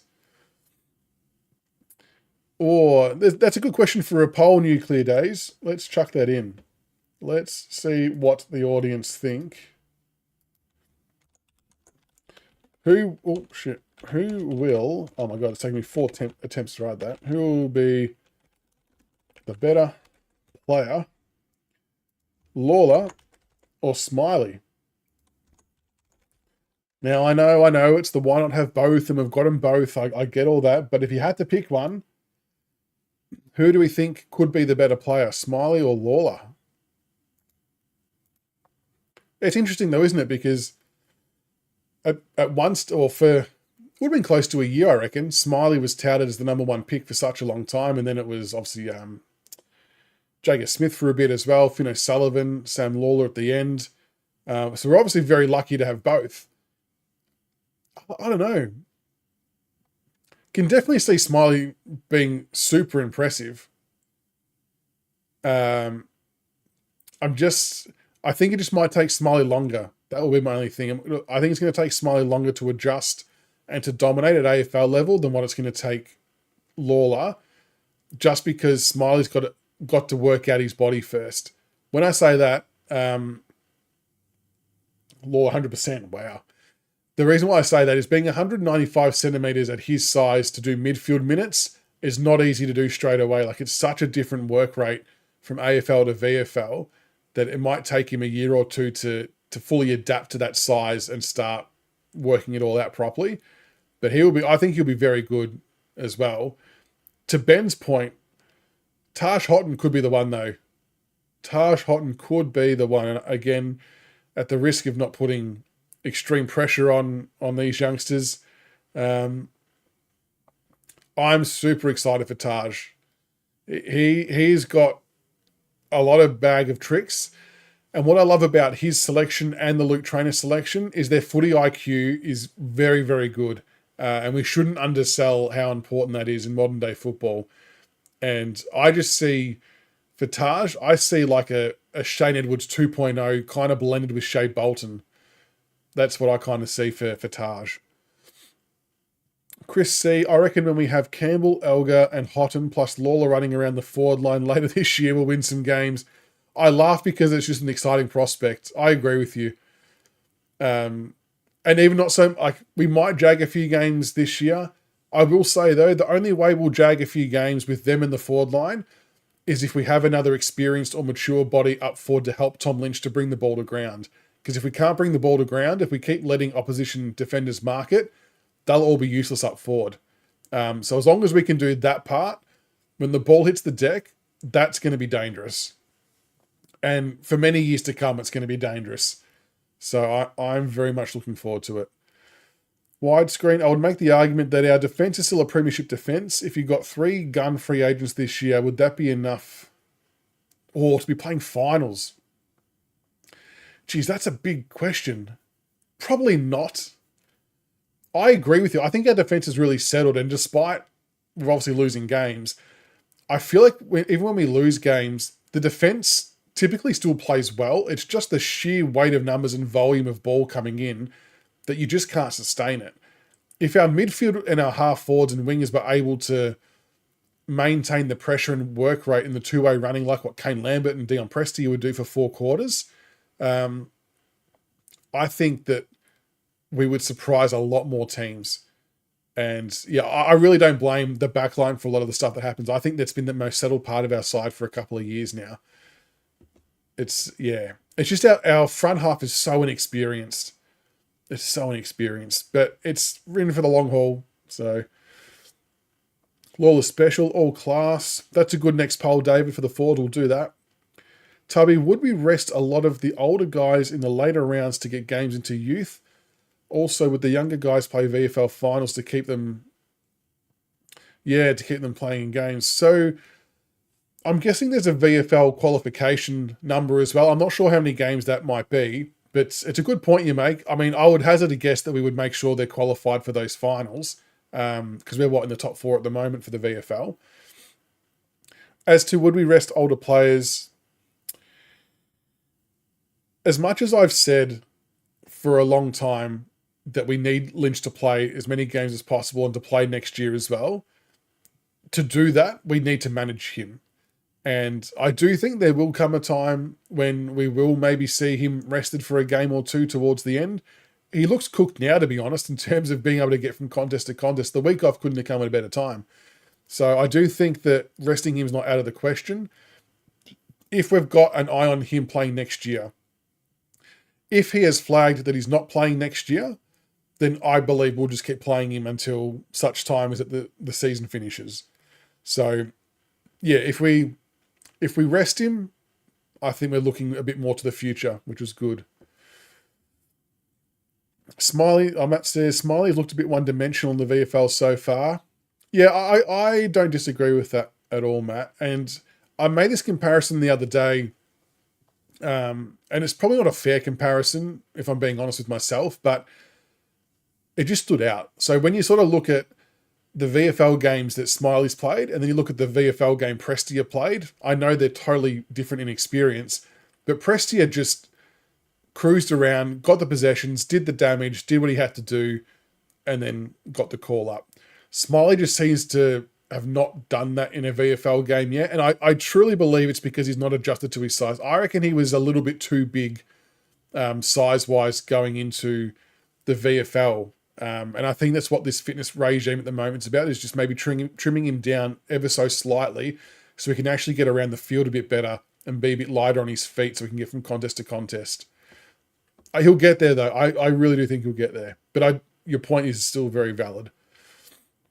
David says, Taj would have gone top 5 if it wasn't for the knee. Agree. That came from Scott Pendlebury. I think it came from Sam Lawler as well. A lot of people in the industry firmly believe that Taj was a top 5 prospect. Grok reckons Smiley screams man-child, relied so much on his bigger frame to dominate, but won't get that at VFL and AFL level. Possibly. And I mean, the one thing I noticed at VFL as well is he was already getting tagged, like getting a lot of attention from opposition midfielders. So he's already commanding that. And it's gonna be something he has to work through. I guess in some ways, maybe he won't get that same attention at AFL level, so he might actually be a better player at AFL than VFL. Like him going back to VFL maybe puts the spotlight on him too much that it's easy to put all your attention onto him. So I think we'll see him at AFL level this year, and I think he'll be okay at the level 2. But I do take your point though. Geez, overwhelmingly, Lawler the player we would prefer. If Essendon's backline is still depleted, we should have a chance against him. Well, that's true, Silent Storm. I mean, we were probably 1 or 2 players away from being able to knock him off the other time, weren't we? Mr. Bad, Cozzy will still play VFL next year. I feel bad for him. I'm also super appreciative of him as well, because we've said this a few times that the job that Kazitsky's doing for us at the VFL level is a very thankless task, but what he's doing is so vital to the development of our other players. And he's playing a really solid role in the VFL week in, week out. And, you know, unfortunately for him, he probably knows he's not a realistic chance of playing AFL anytime soon. There's just too many players ahead of him in the pecking order. But him taking the best forward each week and coaching and guiding our players, it's so valuable. And I'm so thankful that we've got him in our system, because it's players like that allow the youngsters to grow and to become better players. And I'm sure he's highly valued within the club too with what he does. It's a thankless task, but I'm super proud to have him there, to be honest. Yeah, Dave, we do need senior players playing, but we can't afford to have them burnt out either. It's a bit of a juggling act, I reckon. Widescreen, in terms of Smiley, we need another big-bodied midfielder veteran who can help mentor him. Yeah, exactly. And this is why I would love, this is why I think Prestia is important to stay next year as well. I reckon, and we know Prestia wants to get into coaching and mentoring, but him being on the field, being able to coach these kids in real-time situations is going to be so handy. And if we can somehow get them all playing with Prestia at some point in time, I think that's going to be good for the club. Could Smiley play as the key position given his height? He 100% could, but it's whether he, A, wants to, B, knows how to, and if we want him to. There's been a few question marks about his marking, I guess, in the past. I don't really know one way or another on that front, but the short answer would be yes, he could at that size. But I just don't know whether that's the role he will play. We'll do a new poll. Who will be the best young key forward? We'll go, Jonty Fall, Armstrong. So who will be the best young key forward? Fall, Armstrong, or Sims? We'll drop that in the chat. Get your votes in. Get that off my screen. Yeah, Ben, I just think he was a little bit unfit, to be honest, in the VFL. And like I said, I think it's I found it personally very unusual to see VFL players already putting so much time into tagging a third or fourth gamer. It speaks highly of what they think of him as a player and how damaging they think he can be. I just don't think he was ready for that. I wouldn't have been ready for that either. You would have thought he would have got a few games in where no one's paying too much attention. But I guess when you walk onto the ground at 195 centimetres and you're head and shoulders above your opposition midfielder, you're probably going to draw some attention to yourself. DP, who do you think will partner Banks as the second runner off halfback, excluding Short?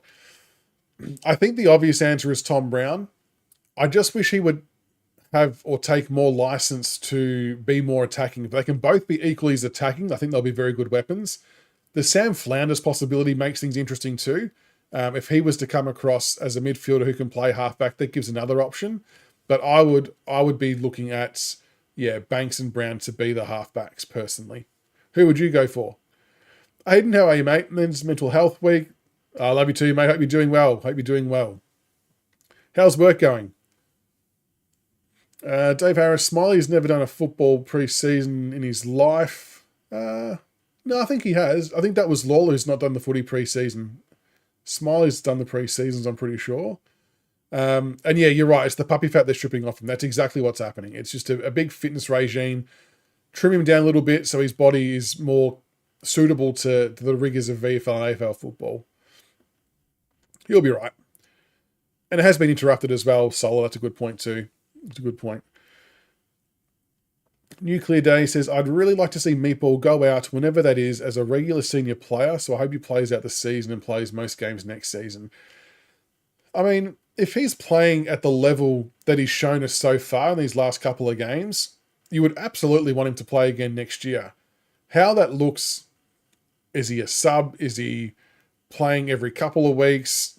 I don't know. But if he's giving that type of output, you got to keep him around for another year. And again, I think it's important for the development of the other midfielders to have him there for another season, like it is for Lynch for the forwards, just to try and get them to 30, 40, 50 games before they've maybe got to swim on their own a little bit.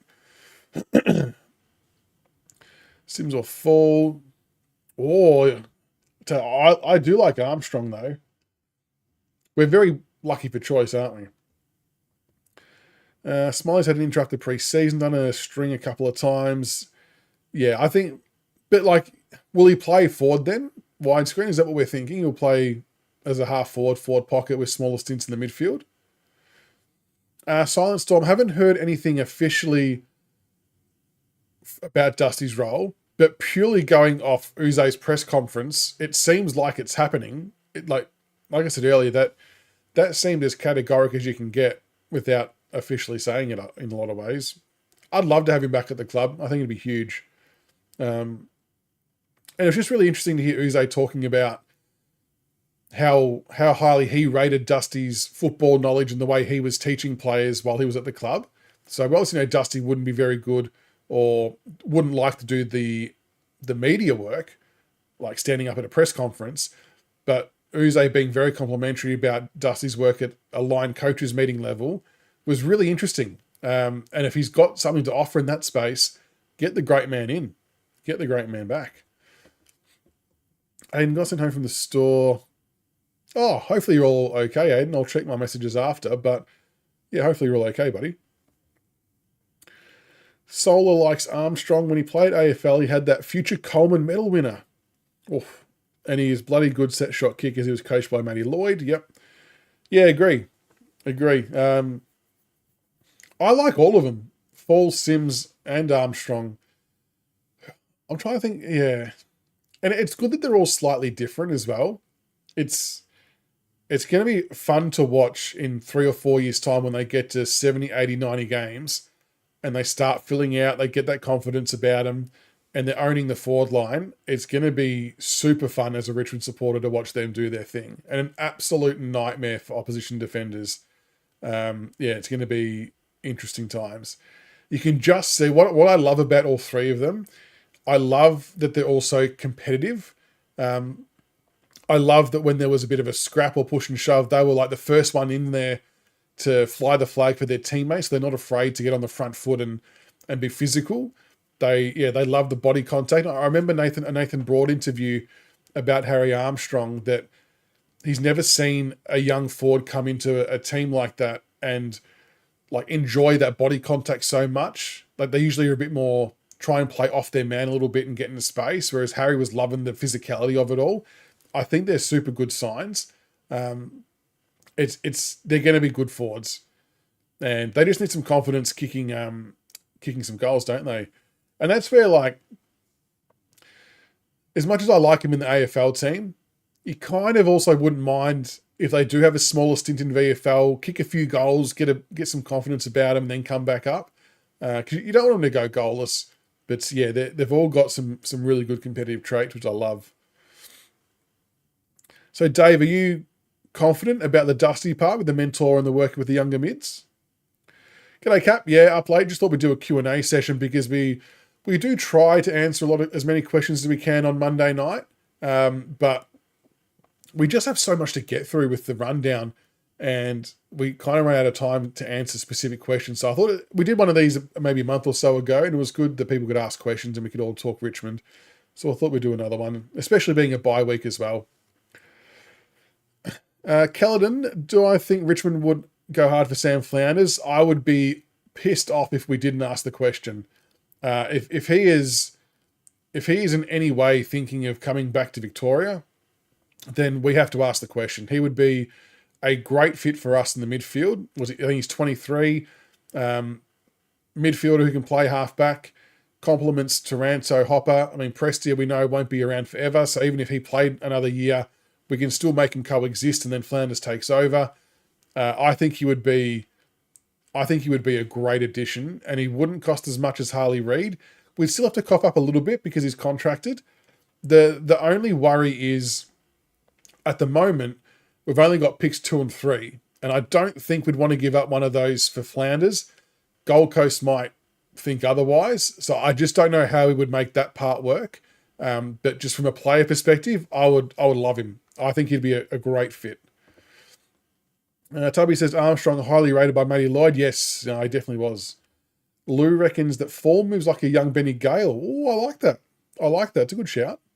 Damien, you do an awesome job when you're flying solo. Well done. I appreciate that, Damien. Appreciate the kind words. Yeah, look, going solo for nights like this is not so bad, because I used to do a lot of video game streaming as well, which you're always solo for and talking to the community, and it's good fun. So I just view this as being no different. But look, it only works because all of you are here tonight chatting and engaging. So I appreciate all of you being here and chatting and asking questions, because otherwise nights like this don't work. So a massive thanks to all of you as well. Armstrong's gained size.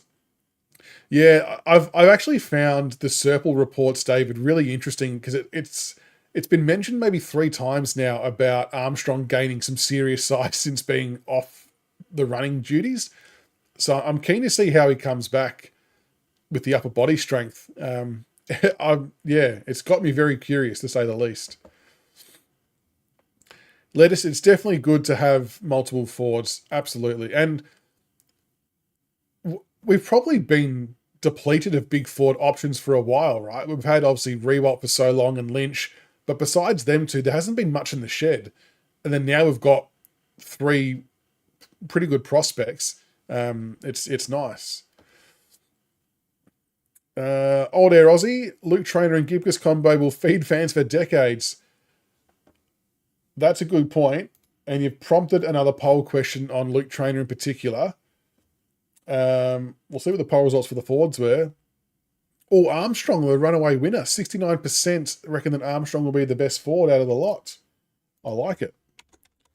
So the next question will be, where does Luke, that's not spell Luke, Trainer play his best football? Where will Luke Trainer play his best football? In defence or on the wing? I am a huge fan of Luke Trainer on the wing.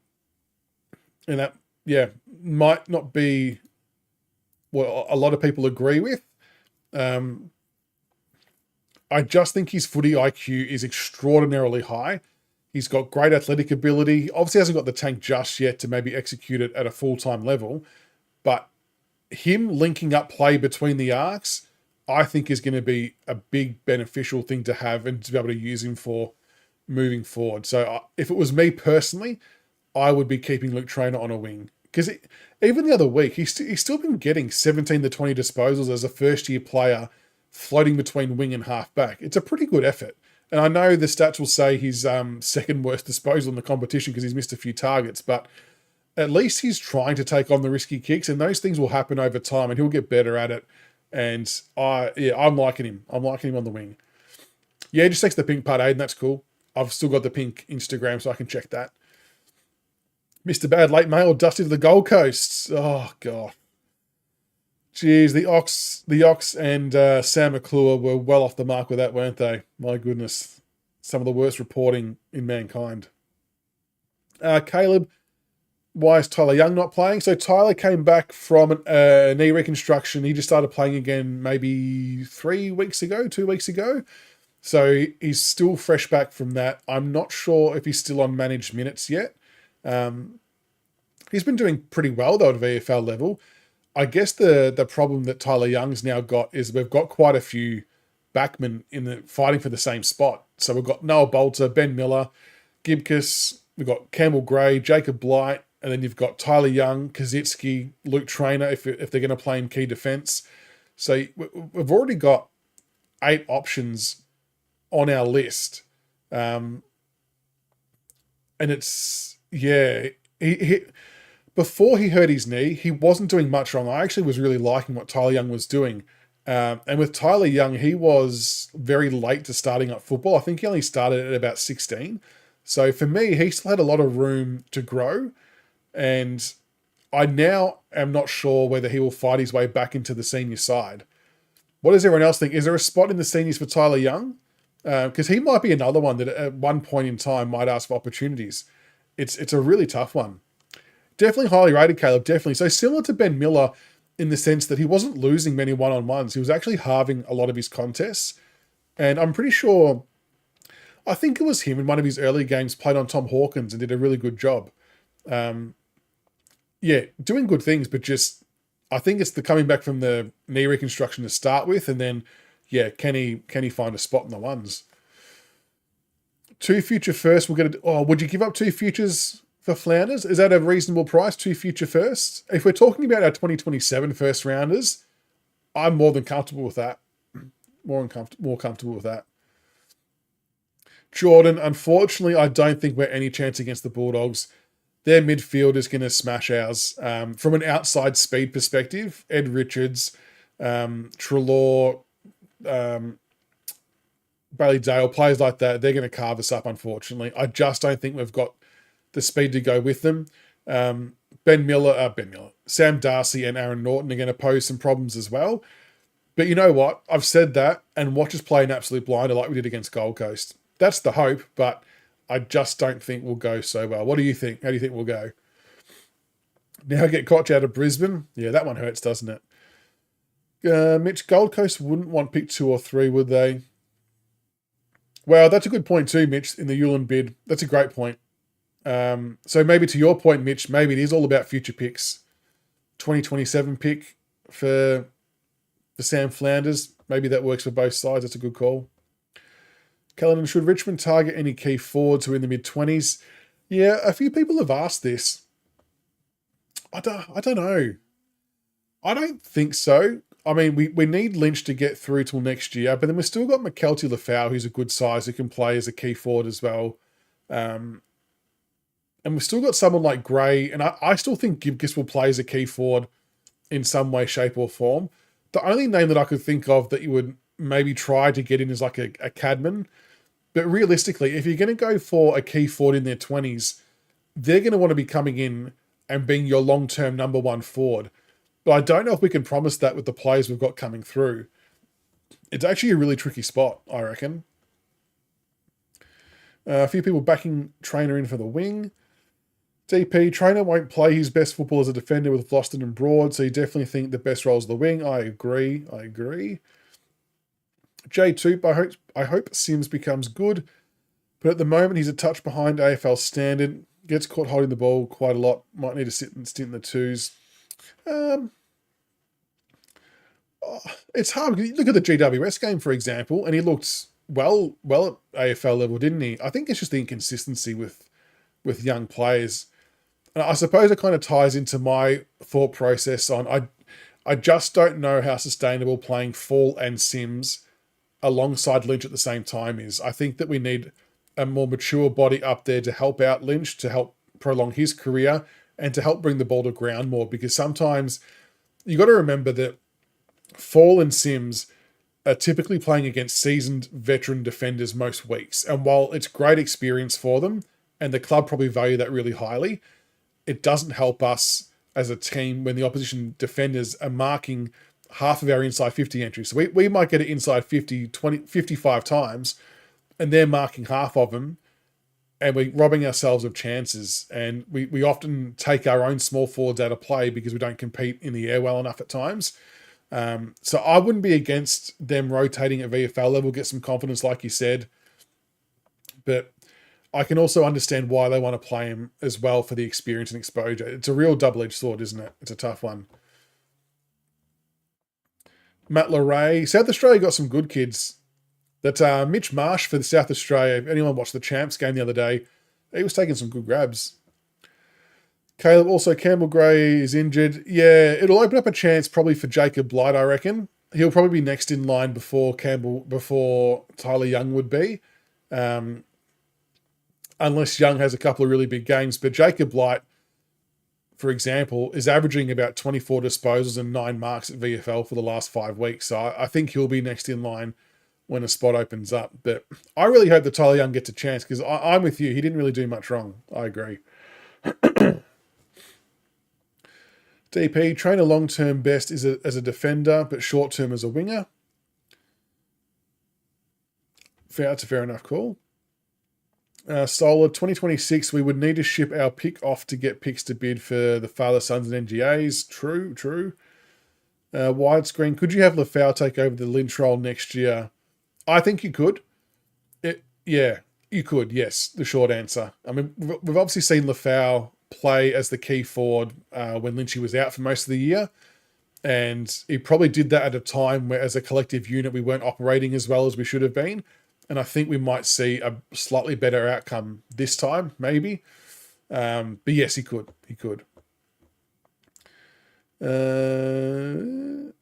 What else we got? Aiden, so the VFL alumni, current AFL players, McCarthy. Oh, this is going to hurt. McCarthy, Durham, D'Ambrosio, Davidson, Trezise, Young, Lafau, Manor. Did we have Manor as well, did we? And then there's Arts, McDonough, the Egg. To your point, Aiden, our VFL program has been highly regarded in the footy industry for a while, and all because of those names you've exactly mentioned. We've produced some absolute quality over the years. And yeah, we've still got, like, El Nor would be unlucky not to be on an AFL list. I reckon he does some pretty good things. Razzo, maybe at one point in time, might find himself on a list. I think Garner was on a list at some point. So yeah, but we've got a pretty handy VFL program, and I always thought Steve Morris was super impressive as a VFL coach with the way he spoke and the way he went about it. And honestly, Jake Batchelor seems equally as impressive. I've been really, really happy with how he's gone about things and the way he speaks and does things. I would love to have a chat with like a Jake Batchelor just to get an understanding of how it all functions and works, from having to manage the AFL player minutes, having to manage the carryover emergencies and taking players in and out. Like, there must be so many moving parts to coaching a VFL, AFL aligned side. It would be frustrating, but yeah, maybe rewarding as well at the same time. Damon, yep, Tyler Young can actually beat his opponent. Yeah, Young's pretty good one-on-one. He's very good one-on-one. Mitch, Smiley or Houghton to win Rising Star next year, they'd be eligible, or was they'll play less than 10 games this year. That's a good shout, Mitch. Tell you what, if that's correct and they'll be eligible, I would be keeping a very, very close eye on Taj Houghton for that. That's a great call. We might have to note that down. I like that. I like your style. I like your thinking. There you go. Sol is chucking $20 on each. T, grab Ugle-Hagan plus Butters will be in the 8 next year easy. Butters would love. Ugle-Hagan, I'm not sure if he would pass the no dickhead test. If I'm being honest, he just seems a little bit too loose and not the right fit. I don't know. The kid can play, but I'm just not fully sold on what that would do for us, which is a shame because he's talented. And yeah, seems he's drafted as a ruck forward, so yeah, we'll definitely see him do some rucking in the forward line. We'll see him do some centre bounce rucking as well. Yeah, the whole works. I believe he'll be our number one ruckman in a handful of years. Old Simsy or young Simsy even. Yeah, there's a lot of excitement about Taj J2, 30 to 40 goal a year player. I'm kind of with you. Like I was saying earlier, I feel like that he could be a blend between Shane Edwards and Shea Bolton. He's got that X factor, explosiveness, footy IQ, a good leap on him, good goal sense. He will be very, very handy. I know nuclear days. A few of us have often talked about should there be exclusive rights to VFL players before they go to the mid-season draft and things like that. Because yeah, we've definitely missed out a few times on some players. It's just not the way the program works, I guess, for the AFL. But you're right. It's a little bit annoying that we do all that work and then miss out. But in the VFL, it's always about providing opportunity. And the mid-season draft, while we do get pillaged a little bit, it's so great for these other players to get an opportunity to play AFL. It's working. It's just annoying that we not always benefit from it. Jacob, I know he was never going to come to us, but we also had Josh Dunkley who played about 10 games. Is that right? Jesus, imagine that. If you told me in 2015 Jake Batchelor would be a good VFL coach, I'd have to see him my time of training. I know, yeah, because he did a bit of coaching down at Frankston as well, I'm pretty sure, Aiden, and was doing some good things there too. Caleb Smith, Ben, I don't mind him. I think he's in tough competition to play the halfback role with like Brown and Banks. I don't know if we can long-term play Smith, Banks and Brown in the same side, but when he plays at VFL level, he usually gets it 25 or 30 times. He's one of those players I think we need to give him a proper go to see what he can do at AFL level, because he could be a good attacking halfback option. I can't tell yet how it might pan out. I feel like that Brown and Trezise have got a bit, Brown and Banks have got a bit more tricks than what Smith does, and that might be what undoes him. What do you think of Caleb Smith? Yeah, I saw the Bachelor interview, Dave. I think Eleanor was giving him some shit in the background, which was quite funny too. Pletz, what would you trade for Flanders look like, in my opinion, be worth? Yeah, but we were just talking about that before, actually. And there was a good point made that draft picks this year are probably useless for Gold Coast because of the Yulin bids and things like that. They've got a couple of academy players. So it probably looks like a 2027 first round pick, maybe something in 2026 as well. Is it one first and 1 second because he's contracted? So I guess similar to how we were trading Bolton and Rioli and whatnot, that the players who are contracted, you always have to pay a bit more for. So if he does want to get traded this year, maybe it costs a first and a second. Maybe they ask for 2 firsts. I don't know. But I dare say it'll have to be a 2027 pick. But that may not be appealing either, depending on the Tas factor. What does everyone else think a trade for Flanders will be worth? What's fair and reasonable? Yeah, I'm definitely trying to work on a relationship with the club at the moment, Damien, and it would be great to get Bachelor on, so I'll keep plugging away at that. Grox here in Newell Hagen wants to head north. Sydney's preferred destination. And, I mean, from a needs perspective, I think Sydney would do well with a genuine, proper forward. Silent Storm, was there anything to the Curnow possibility? Not for us, I don't think. I know there's been some speculation about Curnow or Mackay moving elsewhere. No idea if it's got any truth to it. Could you imagine if they lost to Koning in one of Curnow or Mackay? That'd be a disaster for the Blues. You'd think they would move heaven and earth to keep both, though. I don't think, not sure how much truth there is to it. Oh, Captain could have been working on the punt road development. That's a shame. Geez, just missed out. Yeah, Aiden, that's not a bad comparison. Sims could be like a TDK and not cost us 2 million at the same time. That's a good point. Taj could secretly be a basketballer in footy. Widescreen. Surely if Flanders being played as a half forward and not a mid, Gold Coast, the top 5 pick is way overs. Yeah, depends on who you ask. Like, is he having a meaningful impact for Gold Coast is probably the big question. And what would his value be to us? I think a top 5 pick, it's hard because we got the pick 6 for Rioli. So how different is the Rioli versus Flanders situation, I guess, is the question. Surely Butters prefers to come to us over the Dogs. No, I don't. Sadly, I don't think so. I would love Butters. If Butters was open to coming to Richmond, we would 100% have to jump all over that. He would definitely be the number one choice. I just think with his age profile, he's going to be a better fit at a club contending, and the Bulldogs probably seem like they're the front runners in that space, unfortunately for us. Got nothing wrong with Caleb. He's a bit of a plain play at the moment. Not damaging pace, not as good kick. Yeah, that's what it's kind of just a few weapons short, isn't he? But you still want to see how it all pans out, I suppose, for Caleb. Solar, Plan A, Reed, Plan B, Sam Flanders, Plan C, both. Imagine that. Why not get both? Ben, you're on the same page as me. Yeah, I do. I like him too. It's just, how does he fit in? Let's Gold Coast could trade our pick for points or get ahead of the bids and use other picks to acquire points. True.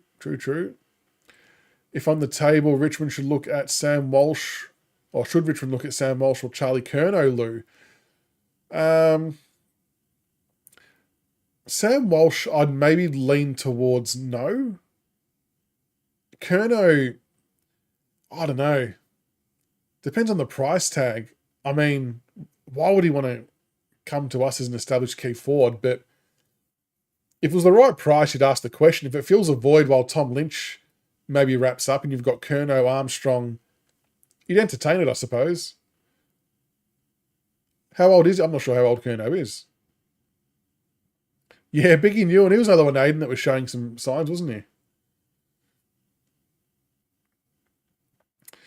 I know we aren't contending anytime soon, Chris, but I think if you've got the chance to bring in a quality player that can fast track us, it's definitely worth doing so, because you can obviously fast track everything. It's a real tricky one. I definitely see the merit to both sides. I'm probably more, if we've got the cap space and the means to do it now, I reckon pull the trigger, start trying to build something. Corey, thoughts on Lawler, Houghton, Smiley being our future starting mids, or do we need another top pick mid or player traded in? I think they're your basis of your starting mids, and then you've still got players like McAuliffe who'll go through there. Maybe even at some point in time, Seth Campbell or Mansell might rotate through there as well. I would still definitely look to add another one via probably trade. The mids this year just don't really scream out or appeal wow factor to me. So that's why I'd probably look at, trade or free agency to get in another quality player. But yeah, and you still got Taranto and Hopper for a bit as well. So that's your kind of your core midfield group for a few years, which would be good. Butters will be a dog if he goes Vic. Yeah, I think the Dogs too, Grot. I'm with you. Geez, Geelong's the Ford everyone, don't they? It's getting out of control down there. Can you believe in 2013 draft we could have had Cripps? We picked Ben Lennon. Oh, God. Thanks for that reminder, Paul. There's plenty of those picks, hasn't there? Corey Ellis. Another one. Good night, Cap. Thanks for stopping by, mate. Appreciate it. Speak to you soon. Gold Coast moved on from Flanders at halfback and Rioli and Noble. Well, I mean, they've definitely made their intentions clear on that front, haven't they? With, Noble and Rioli. So that's a good point. Widescreen. Honest thoughts on Sonzi. I still think we haven't played him in the right spot. And there's going to be reasons why somewhere along the line. He had one centre bounce attendance last week. I really do think he will ask for other opportunities elsewhere, and he'll go to another AFL club, and he will have a reasonably good career as a centre bounce midfielder. Truly think that is an odds-on chance to happen. He just, like, I know there's a difference between AFL and VFL, but he just does it so well consistently at VFL level that it's hard to imagine it not translating to AFL if given the opportunity to do so. He's dual-sided, shown to make relatively good decisions when given a chance to, and I just think due to whatever circumstances, we've not played him in the right spot. We've tried to make him a half forward, and I can see him developing better elsewhere if we won't give him the shot, which hurts. I mean, you watch the post-game interview of that VFL game, he looked and sounded pretty defeated, didn't he? Like, it sounds like he loves the club, but just isn't getting a go. So, Corey Ellis and Ben Lennon, who would you pick? Jesus. I don't know. It's a 0-0 draw. It's a 0-0 draw, that one. Jagger for pick 2. Imagine that. Imagine trading pick 2 to Carlton for Jagger. Then you end up with Jagger and Lawler. That was such shit news when he hurt himself. So bad. Hawthorn sniffing around Sonzi. Yeah, I definitely get the vibe too. He'd prefer to stay. But I wouldn't blame him as well if he said, I want another chance elsewhere. Yeah, they won't get rid of Jagger. He's quality. I think that's going to be a wrap, guys. My throat's starting to give out on me. It's been a good 2.5 hours talking footy with you all. Richard Tamling pick, I know. Yeah, that is a killer. But thanks to everybody for jumping on tonight. Oh, hang on, we'll end this poll quickly. We'll see the result of the Luke Trainer poll. I forgot that was there. The most favoured position for Luke Trainer. Oh, wow. 75% say defence. Oh, interesting. I would have thought it might have been a bit closer than that. Interesting. But, yeah, thanks to everybody for jumping on tonight and participating in the chat and the polls and everything like that. Carl, I think they'll ask the question, but a lot of them have already said that they're committed to Richmond. Now, they can say that and other things can happen. At this moment in time, I'm not too worried about losing any of them at this stage, which would be good. So, huge thanks to everyone in chat tonight. Appreciate all the love and support. If you haven't already, make sure you hit the subscribe button. It's free to do and it helps the channel out immensely. What videos have we got coming up? So tomorrow there is Jack Lee's highlights coming from his Sandful under-18s game from last week. The quality of the footage is okay, but when the ball's on the other side of the ground, it is bloody hard to see because the lights aren't very good at Sandful level. So keep an eye out for some Jack Lee's highlights. I've got to put together some Louis Callaway highlights from his champs game the other day. I've got to do Archie Duffy highlights will be coming as well. And I'll be putting together the mid-season review video where some viewers actually sent in their thoughts about the mid-season review and how they rate Richmond. So I'll put that together and put it out on the weekend as well. So plenty of content coming over the course of the weekend. So if you see a video, make sure you hit a cheeky like and share it around. Otherwise, we'll resume the Monday night show, 8:30 p.m. with the regular crew, and we'll get stuck into it against the Bulldogs, and hopefully we can get another win. Quickest score, Oz. Oh, lead by 97. Very good. 0 for 23. Have a wonderful night, everybody. Thanks for stopping by.